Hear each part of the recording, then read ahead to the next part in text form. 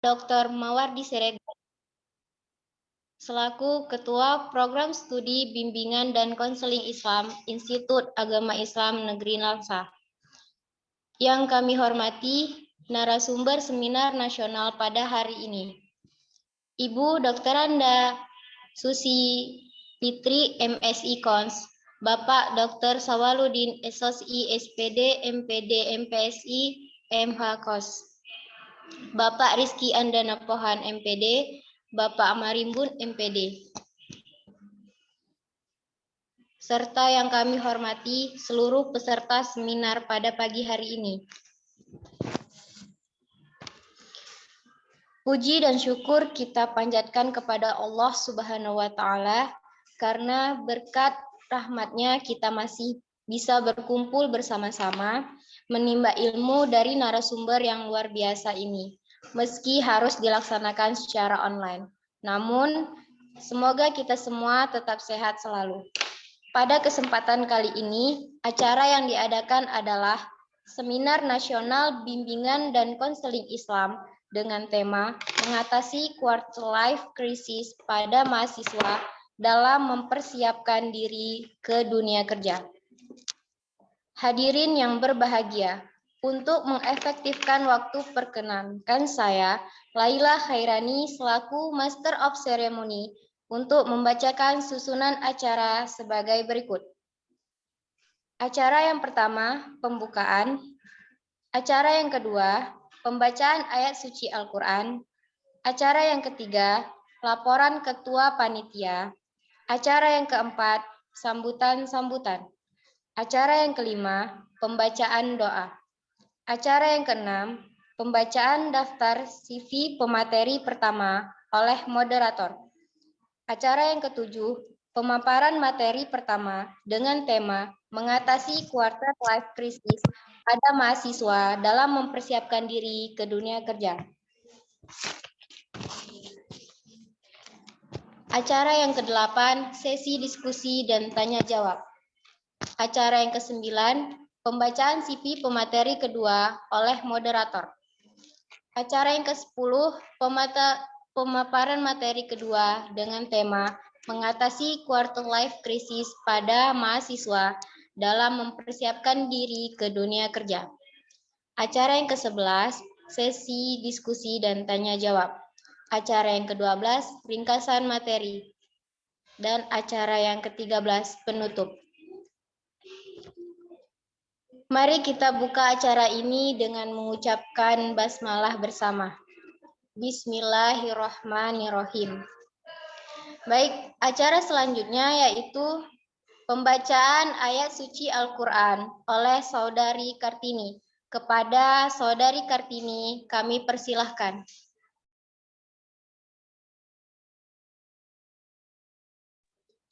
Assalamualaikum warahmatullahi wabarakatuh. Waalaikumsalam warahmatullahi wabarakatuh.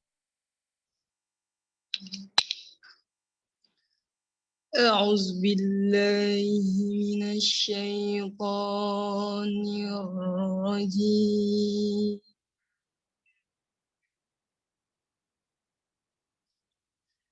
Bismillahirrahmanirrahim.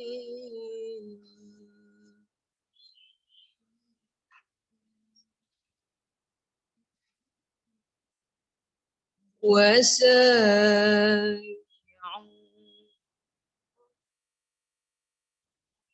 إلى مغفرة من ربكم وجنة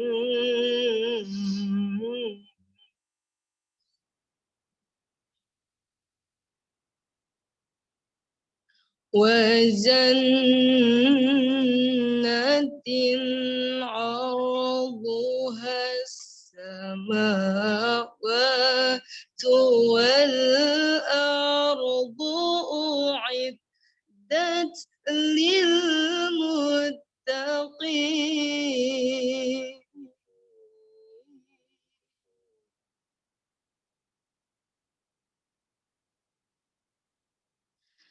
الذين ينفقون في السراء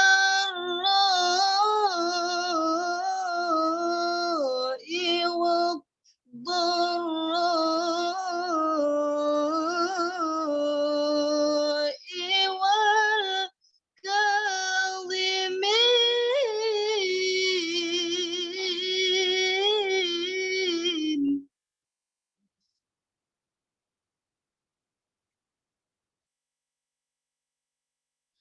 والكاظمين والكاظمين الغيظ والعافين عن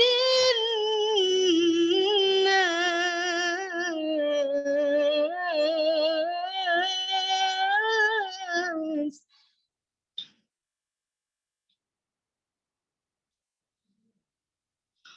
والكاظمين الغيظ والعافين عن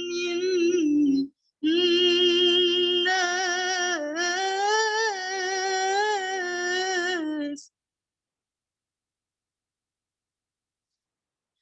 والله يحب المحسنين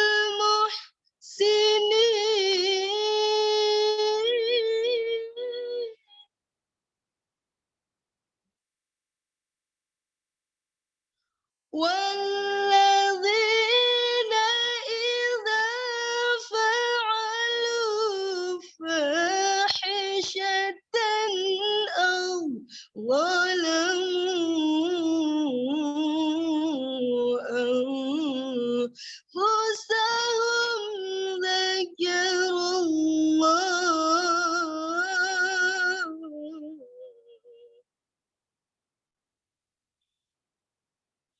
أو ظلموا أنفسهم ذكروا الله فاستغفروا لذنوبهم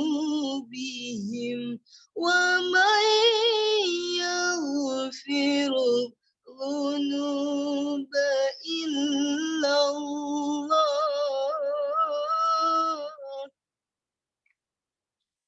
ولم يصروا على ما فعلوا وهم يعلمون ولم يصروا على ما فعلوا وهم يعلمون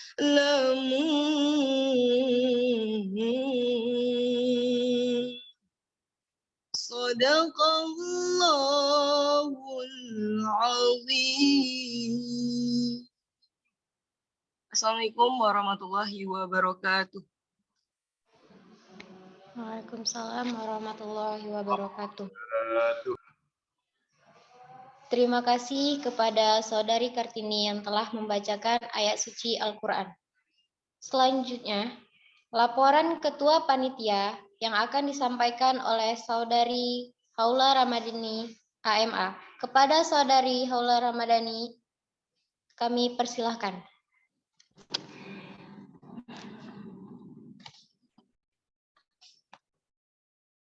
Terima kasih sebelumnya kepada moderator MC kita. Bismillahirrahmanirrahim. Assalamualaikum warahmatullahi wabarakatuh. Yang saya hormati Bapak Dr. Haji Muhammad Nasir MA selaku Dekan Fakultas Usuluddin Adab dan Dakwah IAIN Langsa.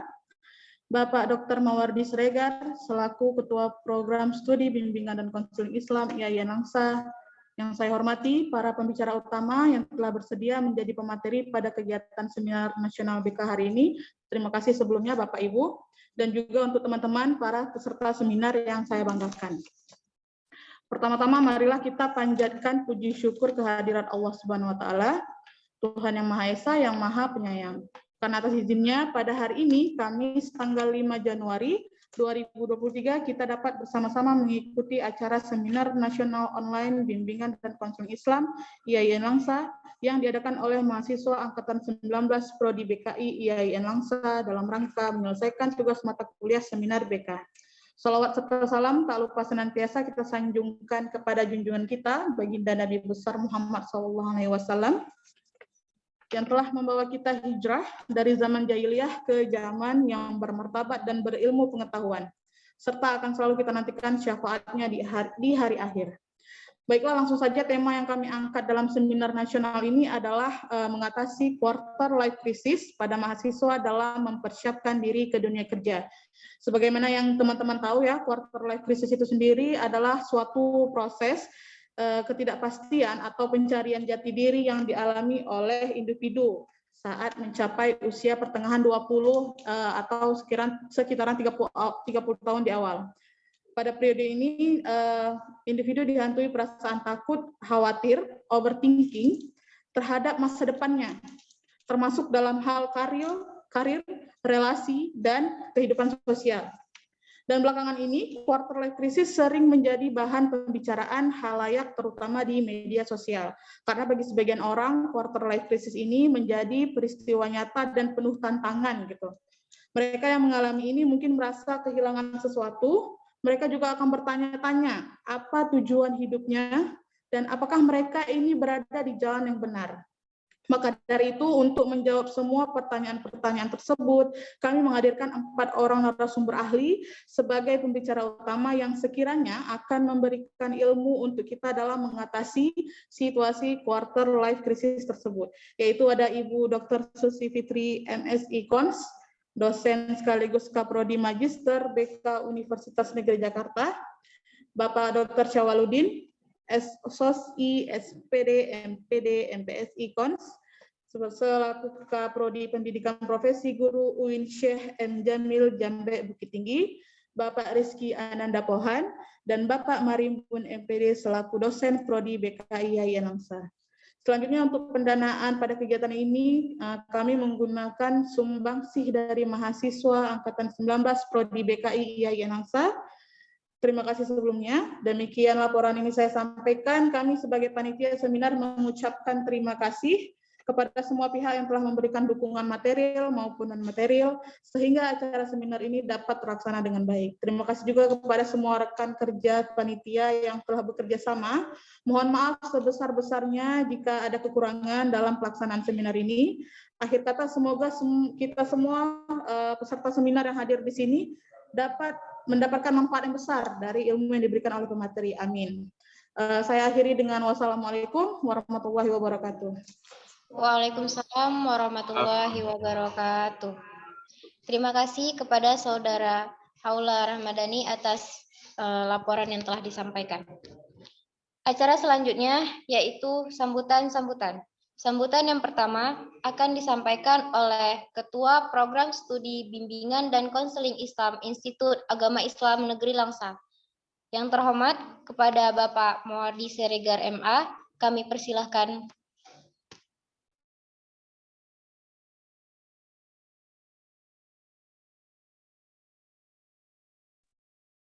Baik, bismillahirrahmanirrahim. Assalamualaikum warahmatullahi wabarakatuh. Waalaikumsalam. Warahmatullahi wabarakatuh. Bismillahirrahmanirrahim. Alhamdulillah rabbil alamin. Wadahu wassalatu wassalamu ala asyrafil anbiya'i wal mursalin wa ala alihi wa ba'du. Bersyukur kita kepada Allah Subhanahu wa taala atas limpahan rahmat dan karunia-Nya kepada kita sehingga kita dapat melanjutkan aktivitas kita dalam melaksanakan seminar nasional yang digagas oleh para mahasiswa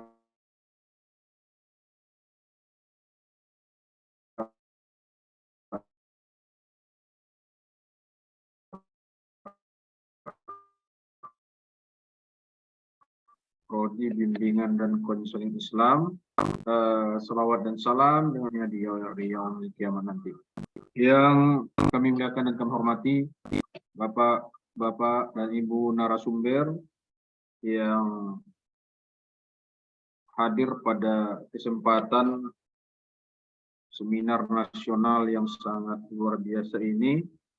Kemudian Bapak Dekan dan seluruh anak-anak kami, mahasiswa-mahasiswi Prodi Bimbingan dan Konseling Islam. Ini merupakan sesuatu hal yang sangat luar biasa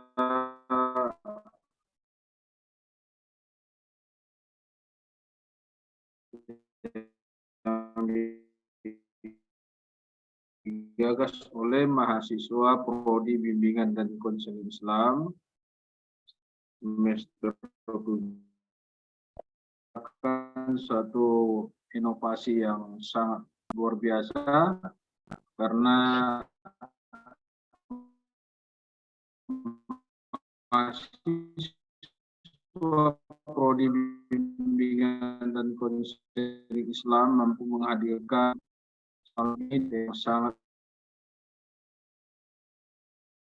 menarik, yang tentunya saya kira ini sangat up to date. Tetapi dalam menghadapi persoalan-persoalan setelah keluar nanti atau tamat nanti dari Prodi Bimbingan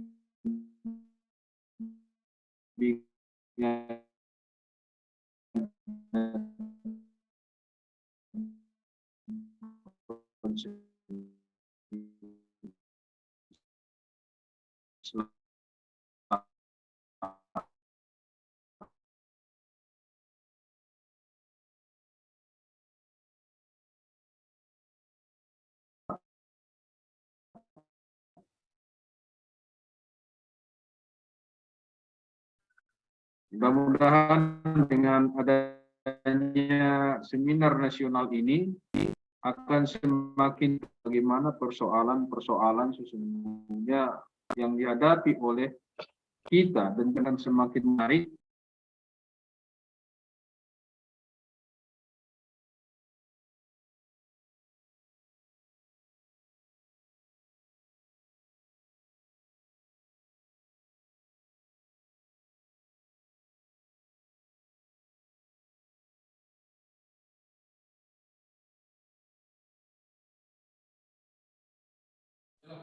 Baik, lanjut aja lagi Laila.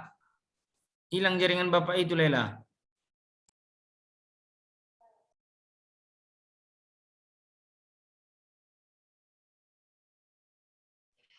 Baik, Pak. Terima kasih kepada Bapak Dr. Mawardi Siregar MA atas kata sambutannya. Sambutan berikutnya adalah sambutan serta pembukaan seminar nasional bimbingan dan konseling Islam secara resmi oleh Dekan Fakultas Usuluddin Adab dan Dakwah IAIN Langsa. Yang terhormat kepada Bapak Dr. Haji Muhammad Nasir MA, kami persilahkan. Bismillahirrahmanirrahim. Assalamualaikum warahmatullahi wabarakatuh. Waalaikumsalam warahmatullahi wabarakatuh. Alhamdulillahirabbil alamin. Allahumma shalli wa sallim wa barik ala sayyidina Muhammad wa ala alihi wa ashabihi ajma'in. Amma ba'du. Puji dan syukur kehadirat Allah Subhanahu wa taala di pagi hari yang berbahagia ini kita dapat bersilaturahim, berjumpa di Zoom meeting ini dalam rangka kegiatan kajian ilmiah melalui seminar nasional secara online yang dilaksanakan oleh mahasiswa BKI Fuad IAIN Langsa. Selawat dan salam kepada Nabi kita Nabi Muhammad sallallahu alaihi wasallam, pada keluarga beliau dan sahabat-sahabatnya sekalian radhiyallahu anhum ajma'in. Pertama sekali yang kami hormati, yang kami muliakan seluruh narasumber yang hadir dalam ruang Zoom meeting ini. Ingin kami sapa yang pertama Ibu Dr. Susi Fitri MSI Konseling ya. Assalamualaikum Bu Fitri. Waalaikumsalam Pak Nasir. Merupakan Ketua Prodi Magister Bimbingan Konseling Universitas Negeri Jakarta. Alhamdulillah kami senang sekali Ibu bisa menyisihkan waktu dalam kegiatan seminar yang sangat penting ini. Kemudian Bapak Dr. Syawaludin, MPD MPSI. Assalamualaikum Pak Syawal. Waalaikumsalam. Ya, alhamdulillah sehat. Dari Prodi PPG UIN Syekh M. Jamil Jambek ya, Bukit Tinggi. Alhamdulillah, terima kasih Pak Dokter telah bersedia untuk menjadi pemateri pada hari ini. Kemudian juga ada narasumber dari dalam, dari IAIN Laksa, yaitu Bapak Rizky Andana Pohan MPD. Assalamualaikum Pak Dana. Kemudian Pak Maraimbun MPD. Assalamualaikum Pak Maraimbun. Waalaikumsalam Pak Dekan. Pak narasumber yang akan menemani kita berdiskusi secara ilmiah pada hari yang berbahagia ini. Kemudian Bapak Ketua Program Studi BKI, Bapak Dr. Mawardi Siregar MA. Seluruh peserta saya lihat cukup banyak sekali ini, hadir juga dari kampus-kampus lain. Saya lihat juga ada dosen-dosen dari kampus lain. Ada dari Bukit Tinggi, ada dari saya lihat ini dari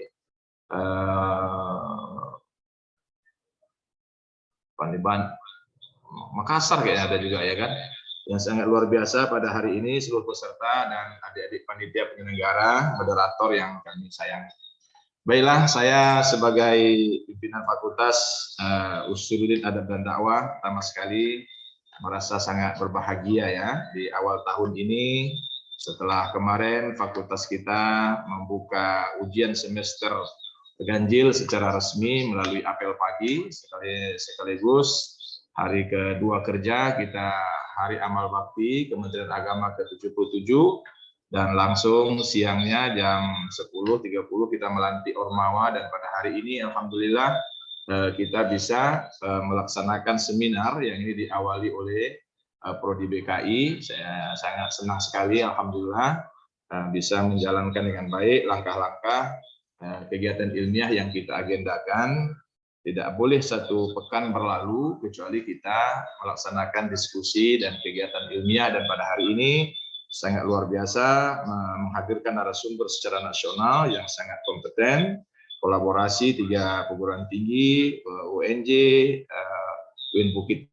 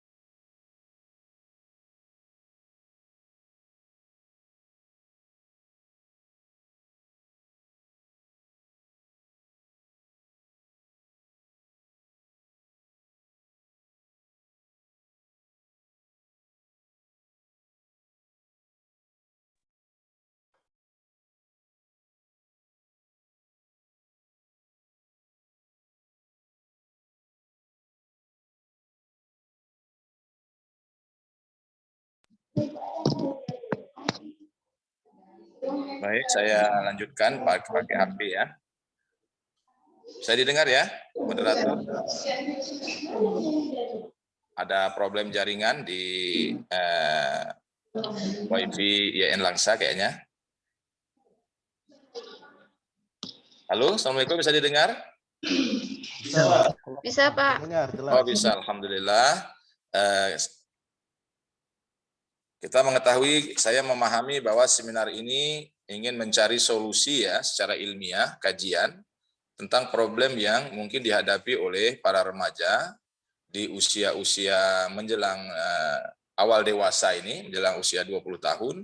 Tentu berbagai problem yang dialami oleh adik-adik remaja, dari mahasiswa dan mahasiswa kami, Mungkin banyak problem, mungkin pekerjaan, juga mungkin problem berumah tangga atau problem-problem lain yang mungkin cita-cita lain yang diinginkan, dan ini mungkin perlu ada kajian secara ilmiah bagaimana mengantisipasinya agar adik-adik remaja, mahasiswa melewati dan mempersiapkan diri memasuki usia awal dewasa itu betul-betul siap untuk secara psikis, secara mental, juga secara kesiapan fisik, keilmuan, potensi diri, dan lain-lain. Mudah-mudahan seminar ini nanti akan berjalan dengan baik, dan saya meminta kepada seluruh peserta, terutama mahasiswa-mahasiswi kami dari IAIN Langsa dan seluruh dosen bisa mengikuti ini dengan baik, karena saya lihat pemateri kita ini sangat luar biasa. Atas nama pimpinan fakultas, kami mengucapkan ribuan terima kasih kepada seluruh pemateri dan yang bekerja dengan baik, dan kemudian kami mohon maaf atas segala kekhilafan dalam pelaksanaan kegiatan ini. Saya rasa dengan demikian yang ingin saya sampaikan. Selamat berseminar dengan mengucapkan Bismillahirrahmanirrahim. Seminar Nasional Online BKI yang mengangkat tema mengatasi quarter life crisis pada mahasiswa dalam mempersiapkan diri menghadapi dunia kerja ini kita buka. Wabillahi taufik wal hidayah. Assalamualaikum warahmatullahi wabarakatuh. Waalaikumsalam warahmatullahi wabarakatuh. Terima kasih kepada Bapak Dr. Haji Muhammad Nasir MA atas sambutannya serta telah membuka Seminar Nasional Bimbingan dan Konseling Islam dengan resmi. Acara selanjutnya yaitu pembacaan doa yang akan dipimpin oleh Saudara Muhammad Taufik. Kepada Saudara Muhammad Taufik kami persilakan.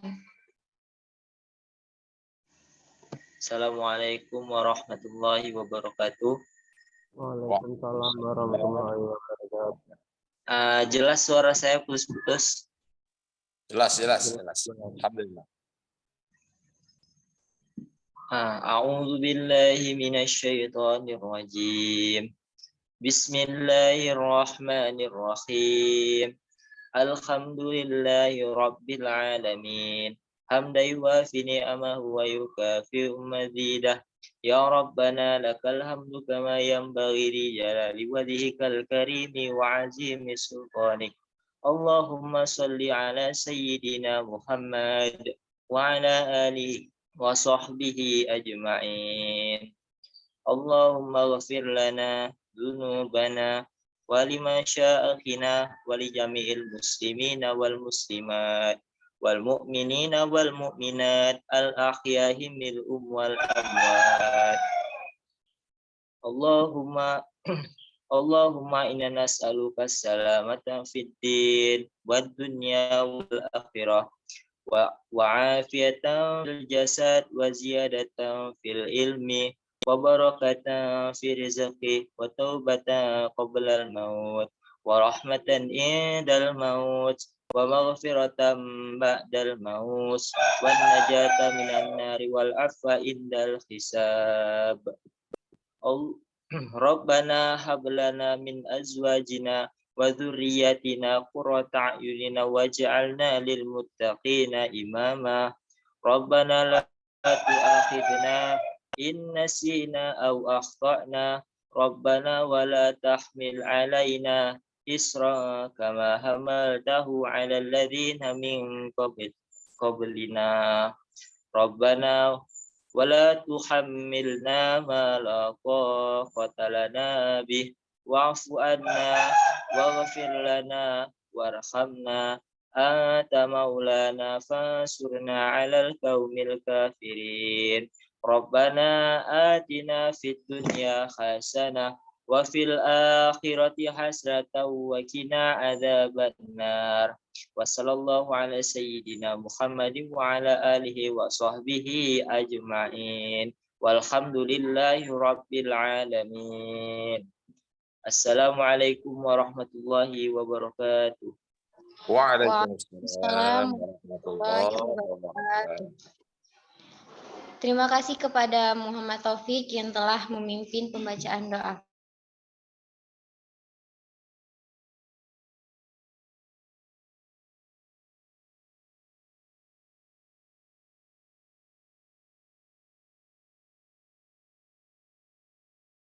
Tidak suaranya.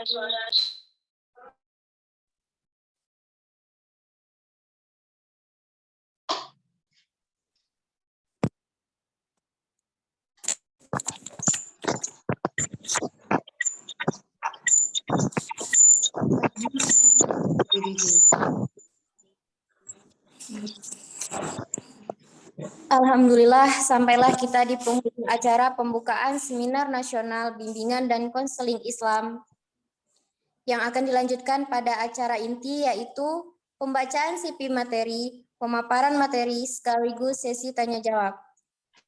Saya serahkan acara berikutnya kepada moderator. Kepada Saudara Sylvia Arisa Barunasution, kami persilakan. Baik, Assalamualaikum warahmatullahi wabarakatuh. Waalaikumsalam. Ini adalah acara yang kita tunggu-tunggu terkait pemaparan Seminar Nasional Bimbingan Konseling Islam terkait mengatasi quarter life crisis pada mahasiswa dalam mempersiapkan diri ke dunia kerja. Baik, langsung saja kita ke pemateri pertama. Di sini saya akan membacakan dulu CV pemateri pertama, yaitu ada Ibu Dr. Susi Fitri, MSI Cons. Ibu Susi Fitri menyelesaikan pendidikan tinggi di IKIP Jakarta jurusan Bimbingan dan Konseling pada tahun 1997. Kemudian melanjutkan S2 di Universitas Indonesia program Psikolog SDM pada tahun 2003. Pendidikan profesi konselor di Universitas Negeri Padang pada tahun 2004. Dan S3 di jurusan Bimbingan dan Konseling Universitas Negeri Malang pada tahun 2015. Sehari-hari, Ibu Susi Fitri bekerja sebagai dosen dan koor prodi di program studi Magister Bimbingan dan Konseling Universitas Negeri Jakarta pada tahun 2019 sampai dengan 2023 dengan bidang kajian budaya dalam pendidikan, konseling multikultur, dan konseling keluarga. Ibu Susi Fitri juga sebagai konsultan di UNICEF untuk program pendidikan kecakapan hidup remaja, konsultan, dan fasilitator program setara pendidikan seksualitas bagi remaja untuk Rutgers, PKBI, dan PMI.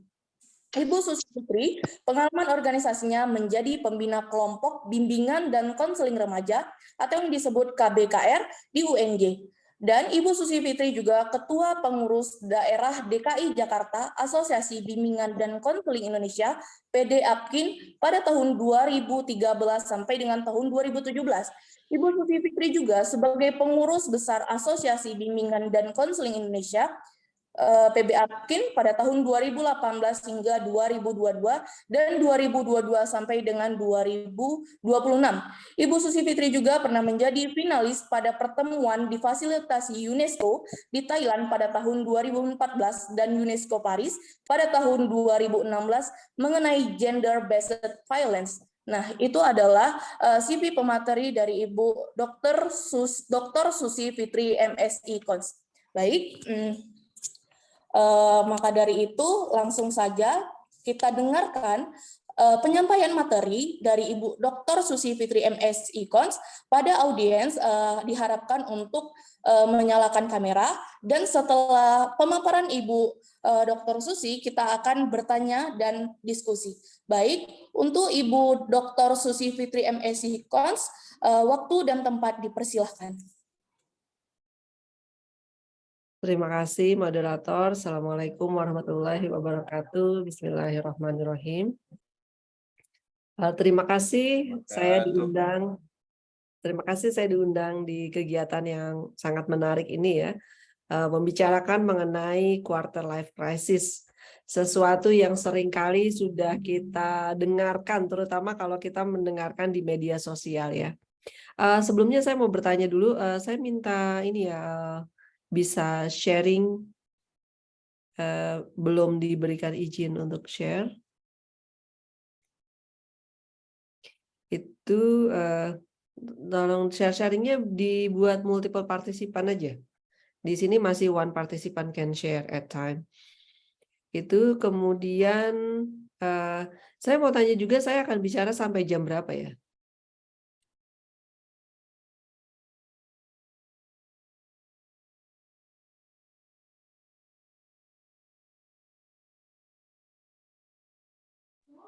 sampai jam 11. 1 jam, Bu. 1 jam, oke, 10:30 ya. Oke, ini sepertinya saya nggak bisa share dari sini. Apakah saya bisa minta bantuan panitia untuk share? Sudah bisa, Bu. Sudah diganti. Oke. Oke, terima kasih. Ya, kalau kita baca ya, atau kita dengarkan perdebatan terutama di media sosial gitu, atau juga kalau saya dengar mahasiswa saya bicara mengenai quarter life crisis gitu, ini seperti sesuatu yang bahwa quarter life crisis itu faktual gitu ya, bahwa quarter life crisis itu memang akan dialami oleh mereka-mereka yang berusia pertengahan 20 gitu ya, sampai terakhir usia 20 gitu. Makanya disebut sebagai quarter life crisis gitu. Tapi kalau kita lihat kembali ya, terutama sebenarnya terutama menarik bahwa saat ini saya ada di Bukit Tinggi gitu ya, daerah kota yang menarik ya. Dan itu membuat saya juga berpikir mengenai apakah yang kita sebut krisis itu adalah sama gitu di semua tempat. Nah, ketika saya diminta untuk bicara mengenai quarter life crisis, jadinya ini menarik gitu. Kemudian saya berpikir bahwa sebenarnya quarter life crisis itu fakta atau mitos sih gitu ya. Jadi apakah pengalaman ini memang dialami oleh mereka yang berusia 20 pertengahan 20 gitu ya. Nah, kalau misalnya kita lihat lagi ya, next slide please. Kalau kita lihat lagi tentang apa yang disebut sebagai krisis, apakah bisa digeser ke slide kedua? Next. Panitia, ini panitianya siapa yang membantu?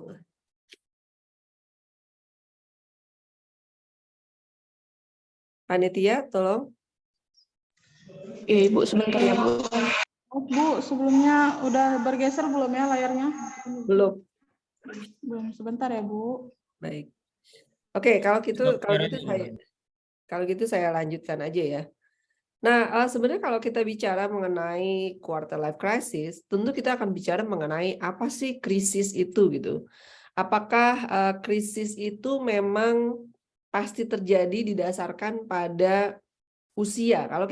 Kalau kita mengatakan quarter life crisis, itu kan seolah-olah bahwa krisis yang dialami berdasarkan perkembangan, bukan berdasarkan satu momen tertentu. Misalnya satu momen tertentu, misalnya kayak dalam bencana kita juga mengalami krisis gitu. Tapi kalau kita lihat quarter life crisis, ini adalah krisis yang kesannya disebabkan oleh karena periode. Nah, di sini krisis dalam konteks ini adalah satu periode perkembangan ditandai oleh kondisi yang lebih sulit, stres, tidak stabil, seringkali sulit dihadapi dibanding dengan apa yang kita sebut sebagai situasi normal. Jadi krisis selalu dikaitkan dengan apa yang normal, apa yang tidak gitu. Nah, dalam masa krisis itu asumsinya adalah situasi itu lebih sulit dan lebih tidak mampu diatasi oleh orang. Ini kita belum bergeser ya, saya masih bicara mengenai krisis. Nah, namun krisis juga sebenarnya adalah titik balik yang penting karena semua perubahan manusia gitu ya, terutama perubahan yang cukup besar itu dimulai dari sebuah apa yang disebut sebagai masa transisi. Nah, seringkali masa transisi ini dianggap atau ada kalanya menurut saya disalahpahami sebagai sebuah krisis karena masa itu memang lebih menantang ketimbang masa-masa yang lain. Nah, next.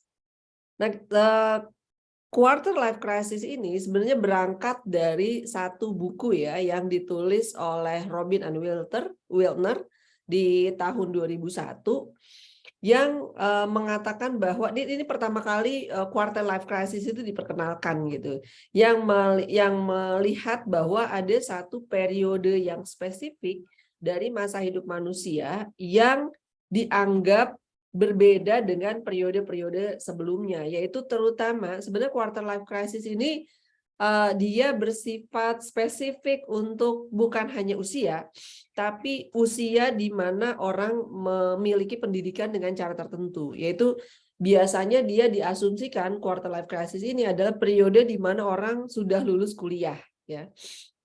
Nah, periode di mana orang sudah lulus kuliah itu biasanya si orang ini kalau menurut Robbins gitu, dia mengalami rasa tidak pasti, kemudian dia stres, dia cemas gitu ya, yang mengarah kepada orang itu menjadi ragu tentang dirinya.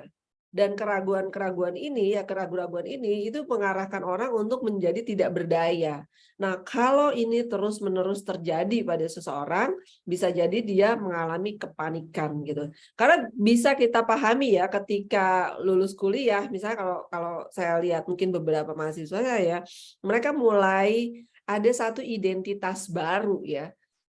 Kalau mahasiswa, kalau Anda sebagai mahasiswa, Anda kan punya identitas, yaitu sebagai mahasiswa. Kita punya bayangan tentang mahasiswa itu ngapain. Ibaratnya kalau Anda bangun tidur sebagai mahasiswa, Anda tahu, misalnya ngelihat apakah hari ini ada jadwal kuliah atau tidak, apakah ada tugas atau tidak, apakah Anda akan bekerja kelompok atau sendiri, Anda membaca atau menulis, atau misalnya Anda akan bermain dengan teman, biasanya teman-teman kuliah juga, kemudian mainnya juga ke tempat-tempat yang biasanya tempat main mahasiswa gitu misalnya. Jadi ketika identitas mahasiswa ini ada, seseorang tahu apa yang harus dia kerjakan.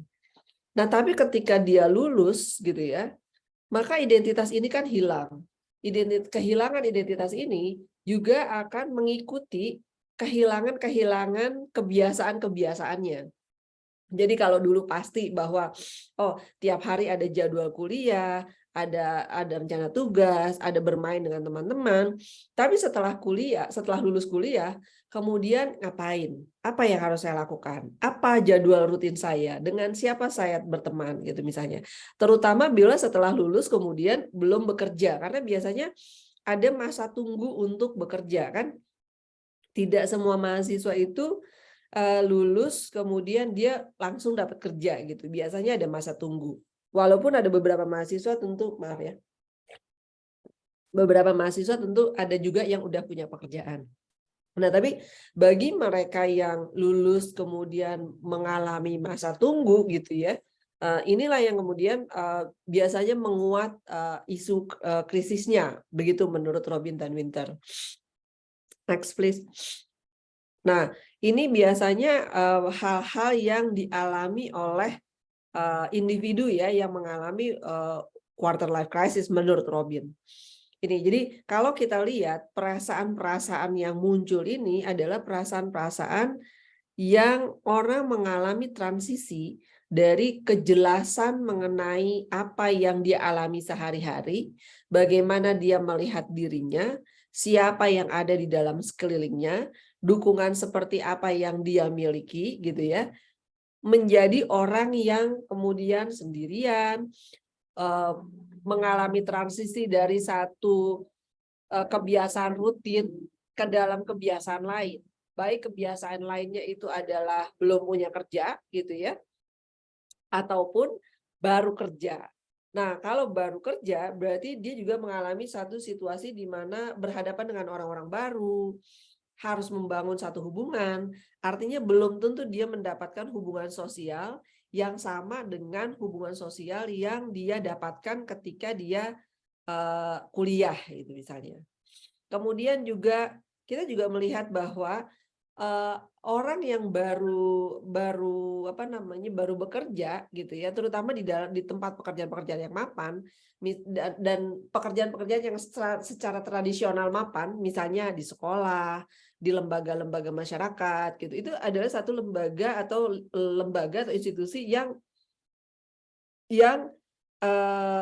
tingkat turnover itu adalah tingkat perubahan orang yang bekerja itu rendah. Misalnya kalau kita lihat guru itu kan jarang orang berhenti kemudian keluar masuk menjadi guru itu jarang. Biasa orang kalau jadi guru jadi guru gitu untuk waktu yang lama. Atau misalnya ketika dia bekerja di satu perusahaan ya, atau misalnya di satu dinas atau lembaga, biasanya itu adalah lembaga yang cukup ajak gitu di dalam keluar masuknya pegawai. Berbeda misalnya kalau seorang bekerja di startup misalnya ya, lembaga-lembaga startup gitu, itu turnover-nya keluar masuk pegawainya itu sangat tinggi, sehingga bisa jadi orang banyak punya teman kerja yang seumuran. Tapi kalau misalnya individu itu bekerja di satu lembaga-lembaga yang mapan ya, seperti lembaga pendidikan, lembaga kesehatan, atau lembaga-lembaga keagamaan gitu kalau saya lihat ya, itu bisa jadi orang yang keluar masuk pegawainya itu jarang, maka ketika pegawai masuk gitu ya, pegawai baru dan dia anak muda, dia nggak punya teman yang seumuran. Nah, ini juga akan memberikan pengaruh kepada apakah dia mendapatkan dukungan sosial atau tidak dari orang-orang yang memahami situasi dia gitu.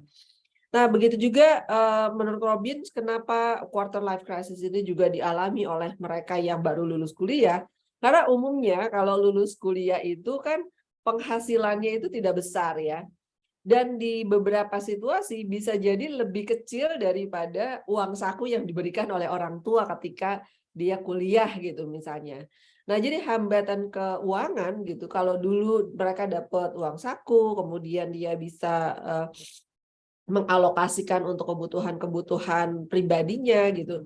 Tapi biasanya ketika orang sudah bekerja, dia diharapkan untuk juga mengalokasikan finansialnya untuk kebutuhan, misalnya kebutuhan keluarga. Jadi kalau dulu kuliah, kemudian secara kuliah dan dia dapat dukungan keuangan dari keluarga, maka ketika dia sudah bekerja atau baru bekerja, ada kalanya keluarga-keluarga tertentu itu juga menginginkan dia berkontribusi terhadap keuangan keluarga. Nah, sehingga ini membuat hambatan keuangan yang membuat dia harus memikir ulang gitu tentang pengeluaran-pengeluarannya gitu. Nah, di sisi lain bisa jadi quarter life crisis ini juga dialami oleh individu karena mencari pekerjaan kan tidak mudah gitu ya. Dan ada kalanya itu pekerjaan yang sangat melelahkan dan kesempatannya kadang terbatas. Misalnya mahasiswa saya ada yang cerita gitu ya, bahwa dia setelah dia lulus, dia hampir setiap hari melayangkan lamaran-lamaran gitu ya, sampai 20 gitu ya, per hari bisa sampai 10 gitu ya, belasan gitu, untuk menunggu ada walking interview gitu misalnya, dan ada kalanya juga nggak sampai setengahnya gitu dia mendapatkan kesempatan untuk walking interview.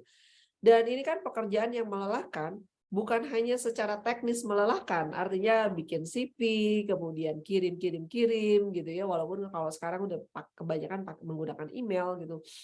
Tapi dia juga melelahkan dalam konteks secara psikologis gitu. Menunggu harap-harap cemas gitu ya, apakah saya bisa mendapatkan pekerjaan ini atau tidak gitu.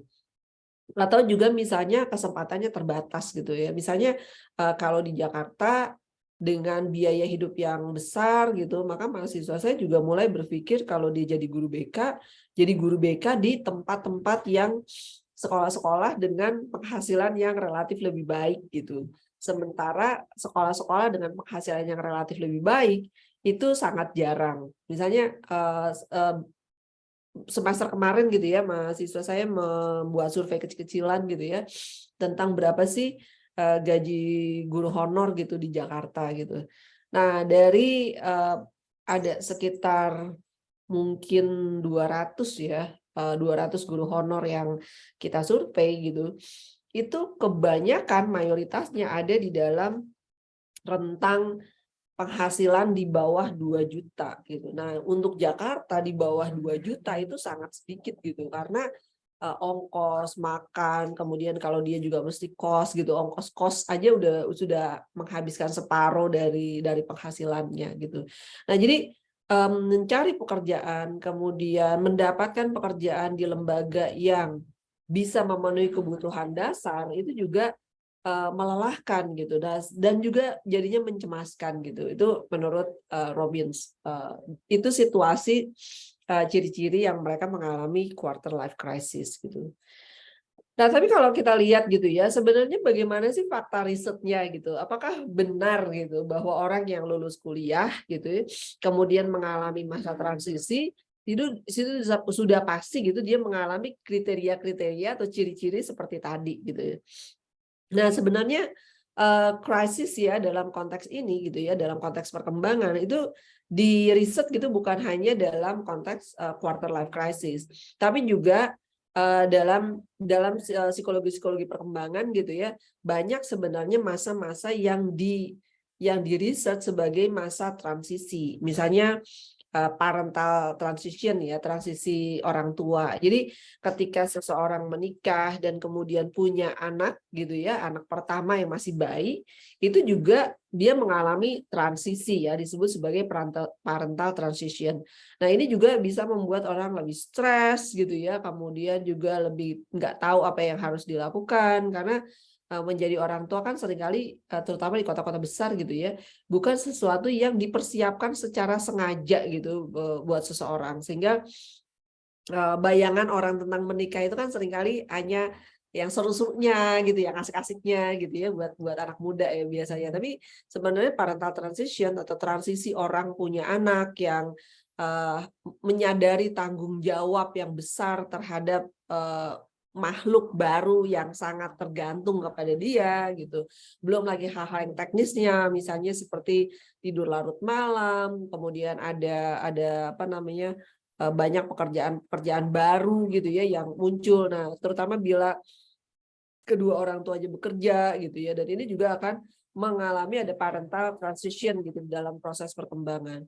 Atau yang paling terkenal juga transisi paruh baya ya, atau yang disebut sebagai midlife crisis, atau mungkin dalam bahasa yang populer disebut sebagai apa ya, puber kedua gitu ya mungkin ya. Nah, tapi dalam perkembangan disebut sebagai transisi paruh baya. Nah, sebenarnya kalau riset-riset terhadap bahkan masa transisi yang seringkali membuat orang sangat stres gitu ya, penuh kecemasan, keraguan, ketidakpastian gitu ya. Riset-riset mengenai masa transisi ini itu sebenarnya dukungan datanya kecil sekali. Artinya tidak cukup kuat untuk disebut sebagai sebuah krisis ya. Tapi bahwa dia disebut sebagai sebuah transisi, iya. Kenapa dia menjadi lebih stressful atau menjadi lebih stres, menjadi lebih menantang, lebih sulit, lebih mencemaskan gitu. Karena dia memang satu transisi dari satu kehidupan yang lama gitu untuk pindah ke dalam satu kehidupan yang baru dan memiliki satu kehidupan yang baru dalam konteks tertentu, nanti kita akan bisa lihat konteksnya gitu, itu memang mencemaskan. Nah, namun sebenarnya secara psikologi perkembangan gitu diungkapkan bahwa krisis ini adalah bagian penting dari perkembangan atau transisi ya. Transisi ini terutama adalah penting bagi perkembangan. Karena lewat masa transisi ini yang membuat individu mengalami kesulitan baru, mengalami tuntutan baru, mengalami situasi-situasi yang asing gitu ya buat dia, maka dia akan memunculkan satu kesadaran baru tentang diri manusia, tentang perkembangan manusia. Dan itu akan memaksa kita untuk belajar sesuatu yang baru. Misalnya, krisis yang paling terkenal adalah krisis identitas ya di remaja gitu, seringkali disebut sebagai krisis identitas remaja.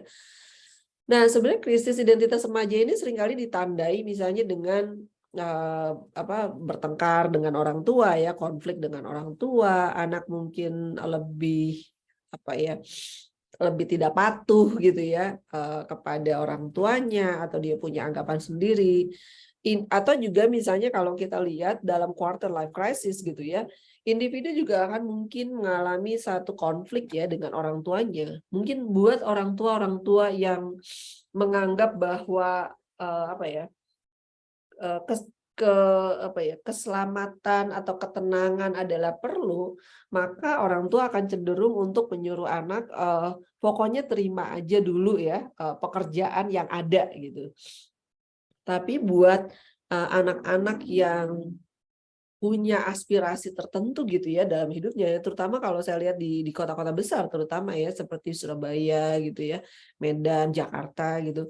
Mereka tidak cukup hanya punya pekerjaan, tapi mereka menginginkan punya pekerjaan yang misalnya cukup memenuhi harapan bayangan mereka tentang diri mereka gitu. Entah itu kebanggaannya, status sosialnya, uangnya gitu ya, itu juga menjadi pertimbangan-pertimbangan penting. Jadi bukan hanya sekedar yang penting kamu punya dapat kerja, kemudian punya uang gitu untuk membiayai hidup mereka, tapi mereka juga ingin misalnya bekerja di tempat-tempat tertentu ya, yang mereka anggap sebagai bagian penting dari identitasnya gitu. Nah, jadi krisis-krisis ini sebenarnya membuat orang, ketika orang stres misalnya, dia akan mulai berpikir tentang bagaimana mengatasi, bagaimana strategi-strategi yang bisa dilakukan untuk mengatasi stres.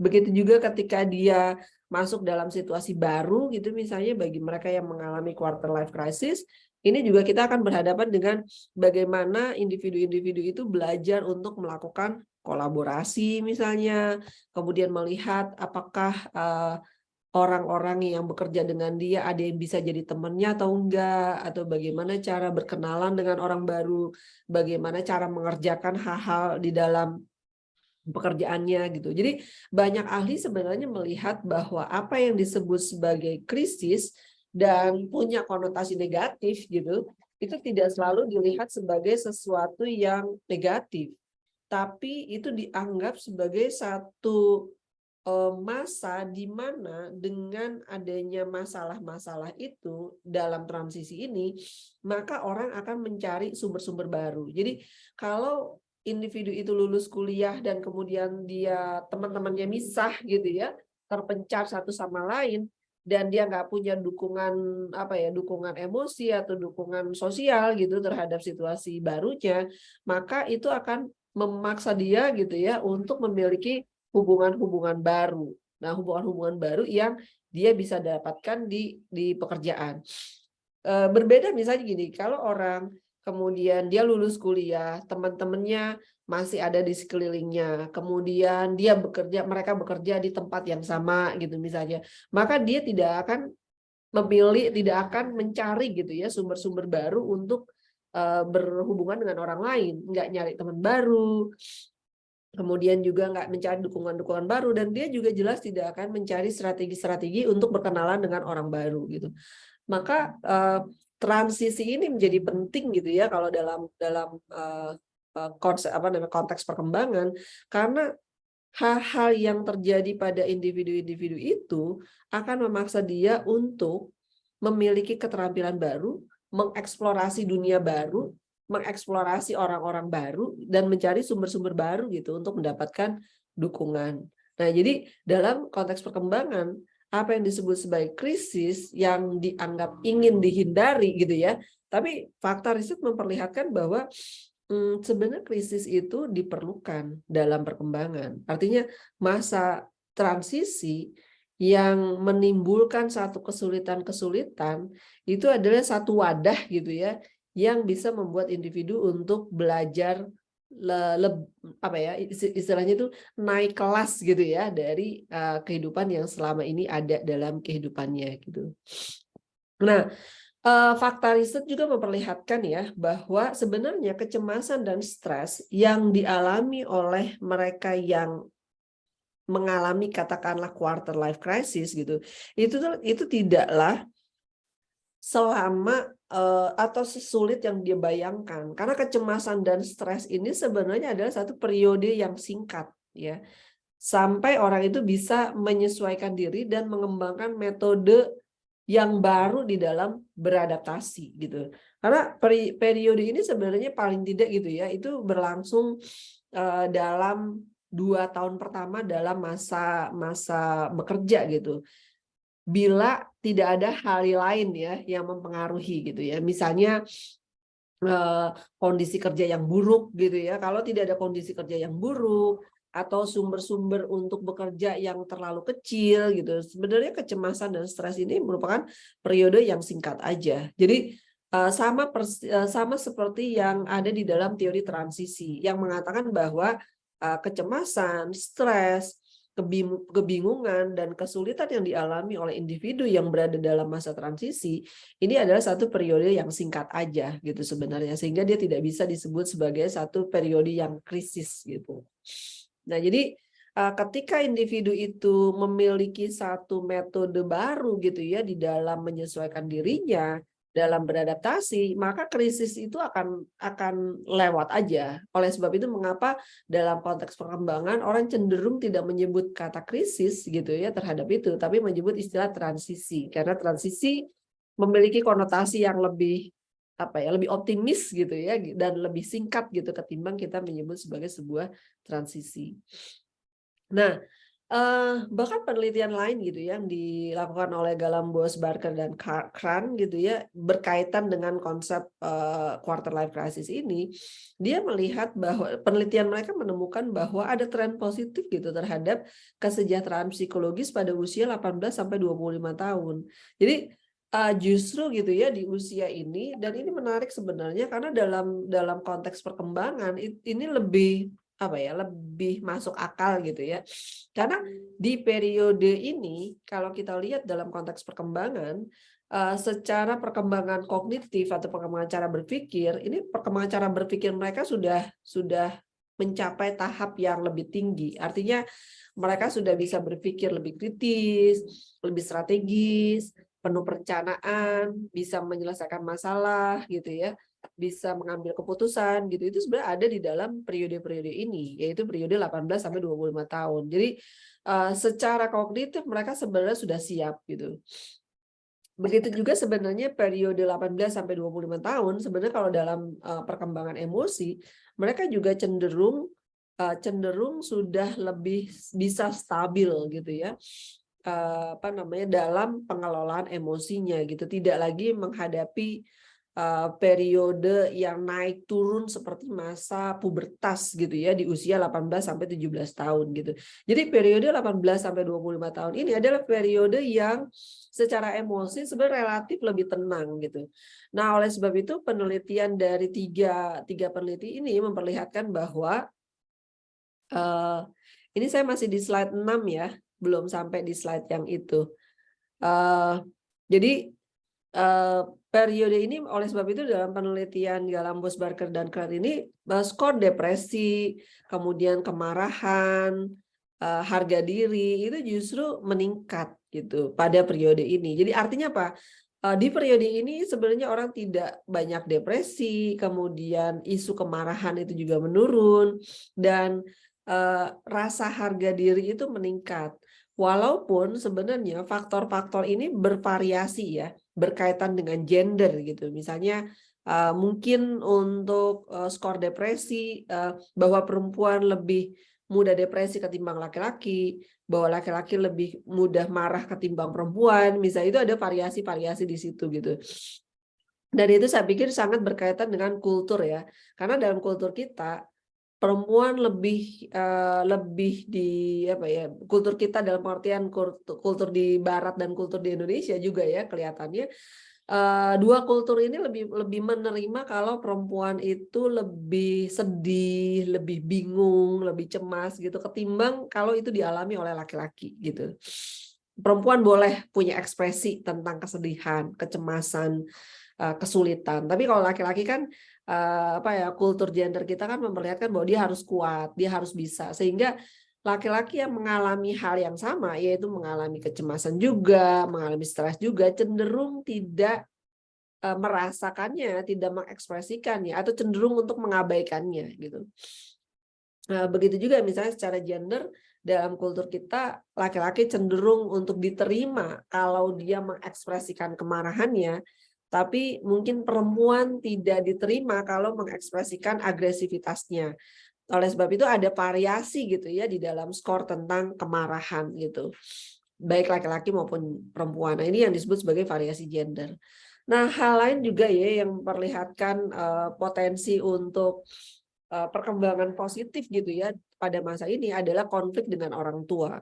Jadi kalau konflik dengan orang tua itu di masa ini menurun gitu ya, di usia 18-25, artinya orang tua sudah bisa melihat anaknya sebagai orang dewasa gitu, yang bisa mengambil keputusan sendiri, kemudian juga memecahkan masalah gitu ya. Dan kemudian juga orang tua memberikan masa transisi pada anak untuk settle ya, untuk apa ya, untuk ajak gitu dalam kehidupan mereka sebagai orang dewasa baru, maka kesejahteraan psikologis secara positif ini juga akan muncul. Namun kalau usia ini anak masih mengalami konflik yang berat gitu dengan orang tuanya, yang sampai mengalami trauma misalnya ya, konflik apa ya, pengalaman kekerasan dalam keluarga itu seringkali juga kan terbawa sampai di usia ini, tidak selalu selesai sampai di usia ini gitu. Nah kalau ini terjadi, pasti terjadi, tentu aja kesejahteraan psikologis orang di usia ini menurun, ada variasinya. Tapi kalau misalnya orang tua itu berhasil gitu ya menerima bahwa anaknya ini adalah orang dewasa baru, maka di usia ini tren kesejahteraan psikologisnya juga baik gitu ya. Nah juga ada hal bervariasi, ada tingkat pendidikan orang tua. Tapi dia tidak selalu berbeda dalam tingkat pendidikan si individu itu gitu ya. Nah, tingkat pendidikan orang tua juga akan mempengaruhi kesejahteraan psikologis anak, karena pendidikan juga akan memperlihatkan bagaimana cara orang tua menerima anaknya sebagai orang dewasa baru yang mengalami transisi gitu. Tapi kalau misalnya orang tua itu apa ya, tidak memiliki pendidikan yang memadai gitu ya untuk menerima anaknya sebagai orang yang mengalami transisi, misalnya dia hanya menerima bahwa kalau di usia saya waktu itu kamu udah bisa ini gitu ya misalnya. Nah, maka apa namanya, problem dalam kesejahteraan psikologis ini juga akan bervariasi gitu. Nah, hal lain juga yang mendukung, memperlihatkan gitu ya bahwa di usia 18-25 tahun itu belum tentu ya menghadapi krisis, ini adalah penelitian yang dilakukan oleh Zuckerberg dan Jarets ya. Nah, dia mengatakan bahwa sebenarnya di usia 18 dan 25 tahun ini kesejahteraan perilaku dan psikologis itu cenderung meningkat gitu. Jadi berbeda dengan asumsi-asumsi mengenai quarter life crisis yang selama ini kita dengar gitu. Tapi riset-riset setelah konsep ini dikeluarkan itu justru memperlihatkan apa namanya, di usia 18-25 tahun ini tidaklah sekrisis yang kita bayangkan gitu dalam riset-risetnya gitu. Nah, maka kemudian apa sih sebenarnya yang membuat orang bisa sukses gitu ya di dalam masa transisi ini gitu ya. Nah, saya udah pindah ke slide 8 ya. Nah, dalam pada masa-masa ini gitu ya, ada beberapa faktor gitu yang membantu orang untuk bisa sukses dalam mengalami transisi ini. Saya sudah pindah ke slide 8 ya. Tolong Oke.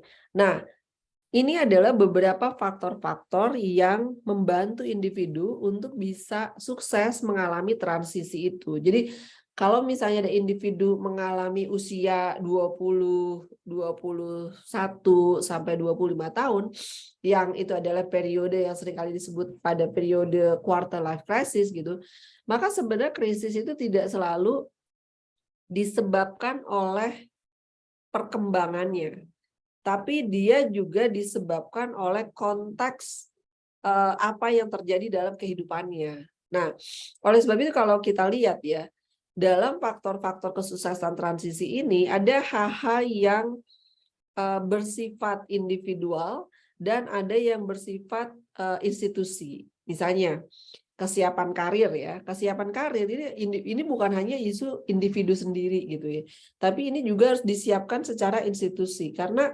kesiapan karir dia berkaitan dengan kompetensi atau apa yang disebut sebagai employability skill ya. Jadi keterampilan-keterampilan yang memungkinkan individu bisa bekerja, to be employed gitu ya, dalam pekerjaan-pekerjaan yang dia lakukan nanti. Nah, pertanyaannya adalah apakah misalnya pendidikan kita menyiapkan apa yang disebut sebagai employability skill ini? Itu satu.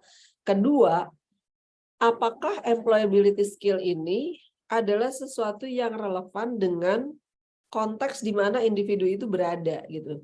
Karena kalau saya lihat ya, apa yang kita sebut sebagai karir itu sangat sangat bias ya. Mungkin saya bisa mengatakan gitu ya, sangat bias kota ya. Kalau saya sebagai orang Jakarta gitu ya melihat employability skill ini sangat, pertama dia bias kota, asumsinya bahwa orang kalau lulus kuliah akan bekerja dalam satu lembaga, yang lembaga itu punya rentang jabatan yang luas dan karir yang panjang gitu. Tapi sebenarnya kalau kita lihat kan banyak situasi-situasi di mana orang tidak selalu bekerja di dalam situasi seperti itu gitu. Contoh ya, misalnya saya beberapa waktu yang lalu sempat ngobrol-ngobrol gitu ya dengan anak muda di sini gitu, dengan seorang anak muda di sini di Bukit Tinggi ini mengenai kampungnya. Ini kampung kecil ya sebenarnya walaupun dia dekat ke kota. Tapi selama saya di sini gitu ya, ada satu yang saya perhatikan, yang menarik saya perhatikan gitu. Pertama, dia ada anak muda. Ini adalah desa yang berkembang, banyak ladang, banyak sawah gitu. Tapi ada satu yang saya perhatikan, ini nggak ada KUD, nggak ada di sini, nggak ada koperasi unit desa gitu ya. Kemudian juga tidak ada kelompok tani gitu ya. Nah, kemudian kita ngobrol-ngobrol gitu. Dan ini ada satu sekolah SMA gitu di sini. Nah, pertanyaannya adalah kalau kita bicara hanya employability skill atau kompetensi-kompetensi yang untuk satu lembaga, perusahaan gitu ya, maka kita kehilangan sebenarnya orang-orang yang mengembangkan desa, yang seringkali itu tidak dipikirkan gitu, mungkin oleh universitas juga. Ini jadi refleksi saya sendiri gitu ya buat universitas kita gitu. Jadi apa sih sebenarnya yang kita siapkan untuk mahasiswa kita gitu ya, ketika dia masuk ke dalam apa yang kita sebut sebagai pasar kerja, dan apa yang kita sebut sebagai pasar kerja. Jangan-jangan apa yang kita sebut sebagai pasar kerja, baik entrepreneur maupun perusahaan, dia sangat bias kota gitu. Padahal kita tahu bahwa untuk Indonesia ini banyak sekali desa-desa dan banyak sekali juga kota-kota kecil. Indonesia itu lebih banyak itu ketimbang kota-kota besar. Sebab kalau misalnya kita lihat mana sih kota besar di Indonesia, mungkin kita hanya bisa mengidentifikasi Jakarta, Surabaya, Medan, mungkin kalau untuk Sumatera, dan kemudian Makassar gitu ya, mungkin untuk Sulawesi gitu. Sangat sedikit sebenarnya kota besar yang punya asumsi mengenai karir sebagaimana karir yang dipelajari di universitas. Yang lebih kita butuhkan gitu ya untuk Indonesia adalah bagaimana karir ya, dalam tanda kutip karir untuk membangun desa-desa dan kota-kota kecil ini gitu. Dan karir seperti apa sih sebenarnya yang mesti disiapkan. Nah, itu juga sebenarnya kesuksesan seseorang dalam masa transisi ini itu berkaitan dengan itu. Misalnya kalau saya kuliah ke kota besar, sementara saya ingin mengembangkan kampung saya gitu ya. Misalnya kalau saya tanya sama anak UIN gitu ya, karena ini Fakultas Usuluddin Adab dan Dakwah gitu ya misalnya. Kalau Anda kuliah ke kota besar gitu, ke kota gitu, kuliah di universitas, diajarin seperti yang Anda belajar sekarang. Kemudian kalau Anda pulang atau Anda berada di kampung Anda sendiri gitu, seberapa relevan hal itu untuk membangun tempat Anda tinggal, dan pembangunan seperti apa yang Anda inginkan orang-orang ini bisa sejahtera.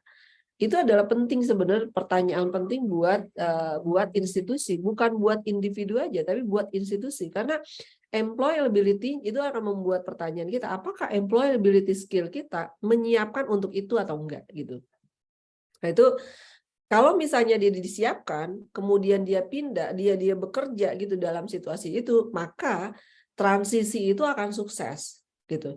Tapi kalau kompetensi yang dipelajari di sekolah itu A, sementara dia akan berada dalam situasi atau konteks masyarakat B, maka dia akan mengalami satu transisi yang lama karena kompetensi yang dipelajari di kampus itu tidak relevan dengan kehidupan dia kemudian setelah dia lulus gitu. Nah, ini yang akan membuat orang menjadi sukses atau kesulitan gitu di dalam masa transisi ini.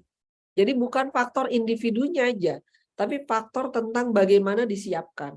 Nah, inilah yang kemudian mengarahkan kita kepada kematangan karir gitu. Jadi bagaimana dia bisa matang secara karir bila misalnya kompetensi dasarnya itu harus dia pelajari ulang ketika dia bekerja gitu. Dibanding dengan orang yang sudah mempelajari kompetensi dasarnya, kemudian dia bekerja di tempat yang relevan dengan kompetensi dasarnya. Nah, faktor kesuksesan transisi juga berkaitan dengan gender. Ya, kita tahu bahwa dalam masyarakat kita perempuan itu dituntut lebih cepat untuk juga terlibat dalam kerumah tanggaan. Ya, misalnya ada mahasiswa saya ini di Jakarta ya, padahal ya, dan daerah di pinggiran Jakarta di Bekasi gitu misalnya, yang Bekasi, Depok gitu, yang dia masih didorong oleh keluarganya bahwa umur 20 harus nikah. Jadi dia tidak cukup sukses untuk lulus kuliah aja gitu. Dia harus kuliah. Jadi lulus kuliah itu harus dapat ijazah dan ijabsah gitu. Itu kan berbeda dengan laki-laki ya. Laki-laki tidak punya tuntutan harus cepat-cepat nikah gitu. Nah, ini juga kesuksesan transisi ini juga akan dipengaruhi oleh gendernya gitu. Kenapa? Karena perempuan mengalami dua transisi besar. Pertama, dia adalah lulus kuliah kemudian bekerja. Kemudian yang kedua, lulus kuliah dan dia harus menikah gitu misalnya. Ini adalah dua transisi besar. Dan laki-laki tidak dituntut untuk itu sampai di masa pertengahan usia 20-nya. Mungkin laki-laki baru akan digoda-godain udah dapat pasangan atau belum di usia 25. Kalau perempuan itu udah di usia 20, seringkali udah mulai dari situ. Jadi dan ini akan mempengaruhi kesuksesan transisinya karena perempuan mengalami dua transisi dalam satu periode, sementara laki-laki dia bisa duluan gitu. Jadi kerja dulu baru kemudian berumah tangga. Itu berbeda dengan perempuan. Atau perempuan harus memilih antara dia berumah tangga dulu atau kerja dulu gitu. Dan itu bukan satu pilihan yang enak gitu ya ketika dihadapkan dalam situasi seperti itu. Nah, faktor kesuksesan lain adalah perencanaan. Apakah misalnya orang sudah merencanakan untuk melakukan apa ketika dia belum lulus? Kan seringkali kan mahasiswa merencanakan itu setelah lulus gitu ya, bukan ketika dia misalnya semester, kalau lulus itu sampai 8 semester, mestinya di semester 6 dia udah mulai merencanakan 1 tahun ke depan kalau lulus dia mau apa, ngapain, perusahaan apa, atau kalaupun bukan perusahaan apa yang ingin dia lakukan dalam hidup dia. Atau misalnya seperti saya masih ada 15 tahun lagi masa kerja gitu ya sebagai ASN, tapi saya mulai merencanakan kalau saya pensiun saya akan ngapain dan kemudian merencanakan masa itu dari sejak lama gitu. Nah, begitu juga individu. Kalau dia tidak punya perencanaan dan perencanaannya itu dilakukan hanya ketika dia lulus, maka transisi ini akan jadi lebih sulit ketimbang dia merencanakan transisi ini ketika dia masih kuliah gitu. Prestasi sekolah, kemudian juga pembelajaran yang berbasis kerja ya, work based learning. Nah, ini refleksi yang cukup banyak ya saya lakukan gitu ketika saya di sini gitu, melihat satu tempat yang sangat berbeda gitu dengan kehidupan saya sehari-hari gitu di Jakarta, membuat saya berpikir tentang haruskah SMA di kota itu sama dengan SMA di desa dan SMA di kota-kota kecil gitu. Karena kalau masa di usia 18 itu kan usia 18-19 itu kan usia SMA juga ya. Kalau dia tidak kita siapkan untuk mengembangkan tempat di mana dia hidup dalam pengertian kita merencanakan pembelajaran yang berbasis kerja ini dalam pengertian kerja yang mendorong pengembangan situasi di mana dia berada, maka sebenarnya pembelajaran itu bisa jadi sia-sia gitu karena banyak hal tidak bisa dimanfaatkan gitu ya. Masa belajar dia tidak mempelajari apa yang akan dia lakukan di masa masa hidupnya kemudian. Nah, kemudian faktor kesuksesan lain adalah penggunaan sumber-sumber karir. Jadi kesempatan apa yang dia miliki, bisakah dia melihat kesempatan-kesempatan yang ada di dalam masyarakat tempat dia berada, apakah dia harus pergi gitu ya untuk pergi ke tempat lain untuk bisa mencapai karirnya gitu. Misalnya itu juga akan membantu sukses atau tidak suksesnya transisi ini. Dan hal yang sangat penting adalah orang dewasa yang mendukung. Anak muda itu mengalami seringkali dalam masa transisi pekerjaan itu berhadapan dengan orang dewasa yang tidak mendukung gitu ya. Jadi orang dewasa yang menganggap bahwa mereka harus belajar sendiri atau bahkan juga misalnya menekan gitu ya. Menekan dalam pengertian gini, ini hal yang sangat umum ya dihadapi oleh anak muda. Anak muda itu kan seringkali punya inovasi ya, punya inovasi, punya idealisme gitu ya, punya mimpi sehingga mereka punya banyak ide gitu. Berhadapan dengan orang-orang dewasa yang mungkin tidak menyukai perubahan-perubahan yang dibawa oleh anak muda gitu misalnya. Karena itu akan mungkin mengubah sistem, mungkin mengubah mereka sendiri gitu. Nah, seringkali remaja orang dewasa baru itu ya atau mereka yang berusia 20-an yang baru kerja itu berhadapan dengan orang-orang dewasa yang resisten ya, yang menolak perubahan-perubahan. Dan seringkali perubahan-perubahan itu ditolak dengan cara yang sangat kultural ya. Misalnya seperti kamu apa namanya ya kayak tidak sopan, kemudian kamu yang paling sering itu nggak sopan ya. Atau misal kalau misalnya anak muda kritis gitu ya terhadap satu sistem yang mungkin tidak membantu, itu dianggap nggak sopan, nggak tahu, kalau orang bahasa Jawa nggak tahu unggah-ungguh gitu ya. Atau mungkin kalau orang Bukit Tinggi, orang Minang gitu, karena saya orang Minang gitu ya, juga ada istilah nggak tahu raso jo pareso gitu ya. Misalnya seringkali hal-hal seperti ini digunakan gitu ya untuk membungkam daya kritis anak muda, yang padahal daya kritis anak muda itu adalah sesuatu yang alamiah ada gitu dalam diri anak muda. Nah, jadi faktor kesuksesan transisi ini juga dipengaruhi oleh apakah ada orang dewasa yang mendukung ya inovasi-inovasi dan sekaligus juga membantu bagaimana inovasi itu bisa dijalankan, kemudian membantu memahami daya kritis anak muda dan kemudian menyalurkan daya kritis itu dengan cara yang bisa dipahami oleh orang dari generasi yang lebih tua gitu misalnya. Ini kan diperlukan orang di level tengah gitu ya untuk menjembatani hal ini. Nah, kalau anak muda memiliki orang dewasa yang begitu, maka kemungkinan masa transisinya itu bisa dilewati dengan cara yang lebih cepat. Tapi kalau tidak, maka masa transisinya itu akan lama. Nah, kalau masa transisi, kesulitan-kesulitan ini bertumpuk, maka dia bisa menjadi krisis gitu. Nah, kemudian juga faktor kesuksesan lain adalah orientasi aktif dalam kehidupan menjadi orang dewasa. Misalnya, saya suka tanya nih sama mahasiswa saya gitu, apakah kamu belajar tentang melek keuangan, bukan cuma mencari uang, tapi mengelola uang, mengelola aset, mengelola liabilitas gitu. Mana sih dari hidup kita ini yang pengeluarannya itu memang pengeluaran, mana pengeluaran itu yang sebenarnya bersifat merugikan gitu ya karena dia sangat konsumtif gitu. Nah, itu juga bagian yang penting dalam orientasi kehidupan orang dewasa. Banyak remaja kita atau orang muda kita ketika dia bekerja punya uang itu langsung membeli banyak-banyak barang-barang konsumtif gitu ya, yang dia tidak mengerti, yang dia beli hanya untuk misalnya kebanggaan diri, pengakuan gitu ya, yang padahal itu mungkin dalam jangka panjang akan merugikan kemampuan finansial dia. Nah, memahami bahwa kehidupan dewasa itu punya tanggung jawab dalam relasi gitu ya, relasi misalnya di usia itu kan udah mulai berpikir mengenai pasangan dan belajar bagaimana menjadi pasangan yang sehat gitu ya, punya hubungan yang sehat. Dan punya kemampuan finansial yang baik gitu, bukan cuma punya uang banyak tapi mampu mengelolanya, itu juga akan menjadi faktor kesuksesan. Nah, dua hal lain yang perlu kita perhatikan ini adalah kompetensi persiapan karir.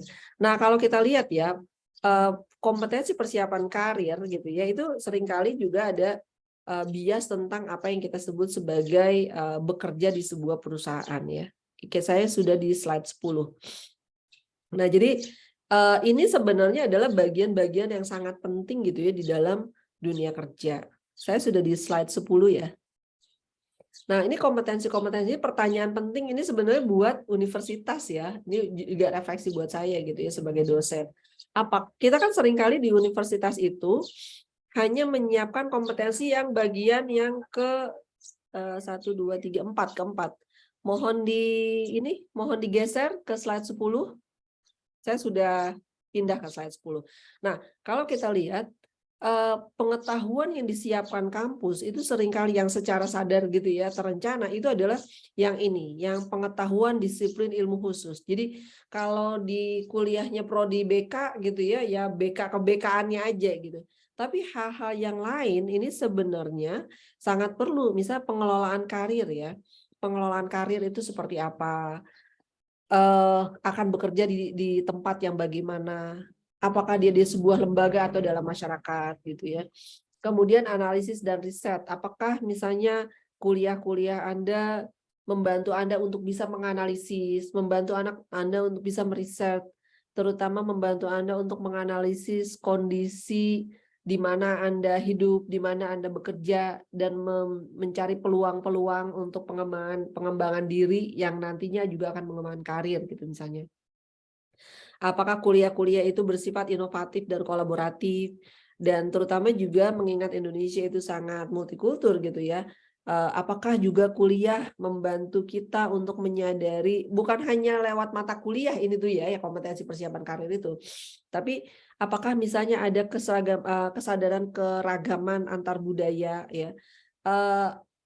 Anda yang belajar di UIN Langsa gitu ya, itu kan bisa pindah ya, bekerja di tempat lain, misalnya seperti di Medan kah, atau di Sumbar, atau di Jawa, di Sumatera, di Kalimantan misalnya, atau di Sulawesi. Nah itu kita berhadapan dengan orang-orang yang memiliki keragaman gitu.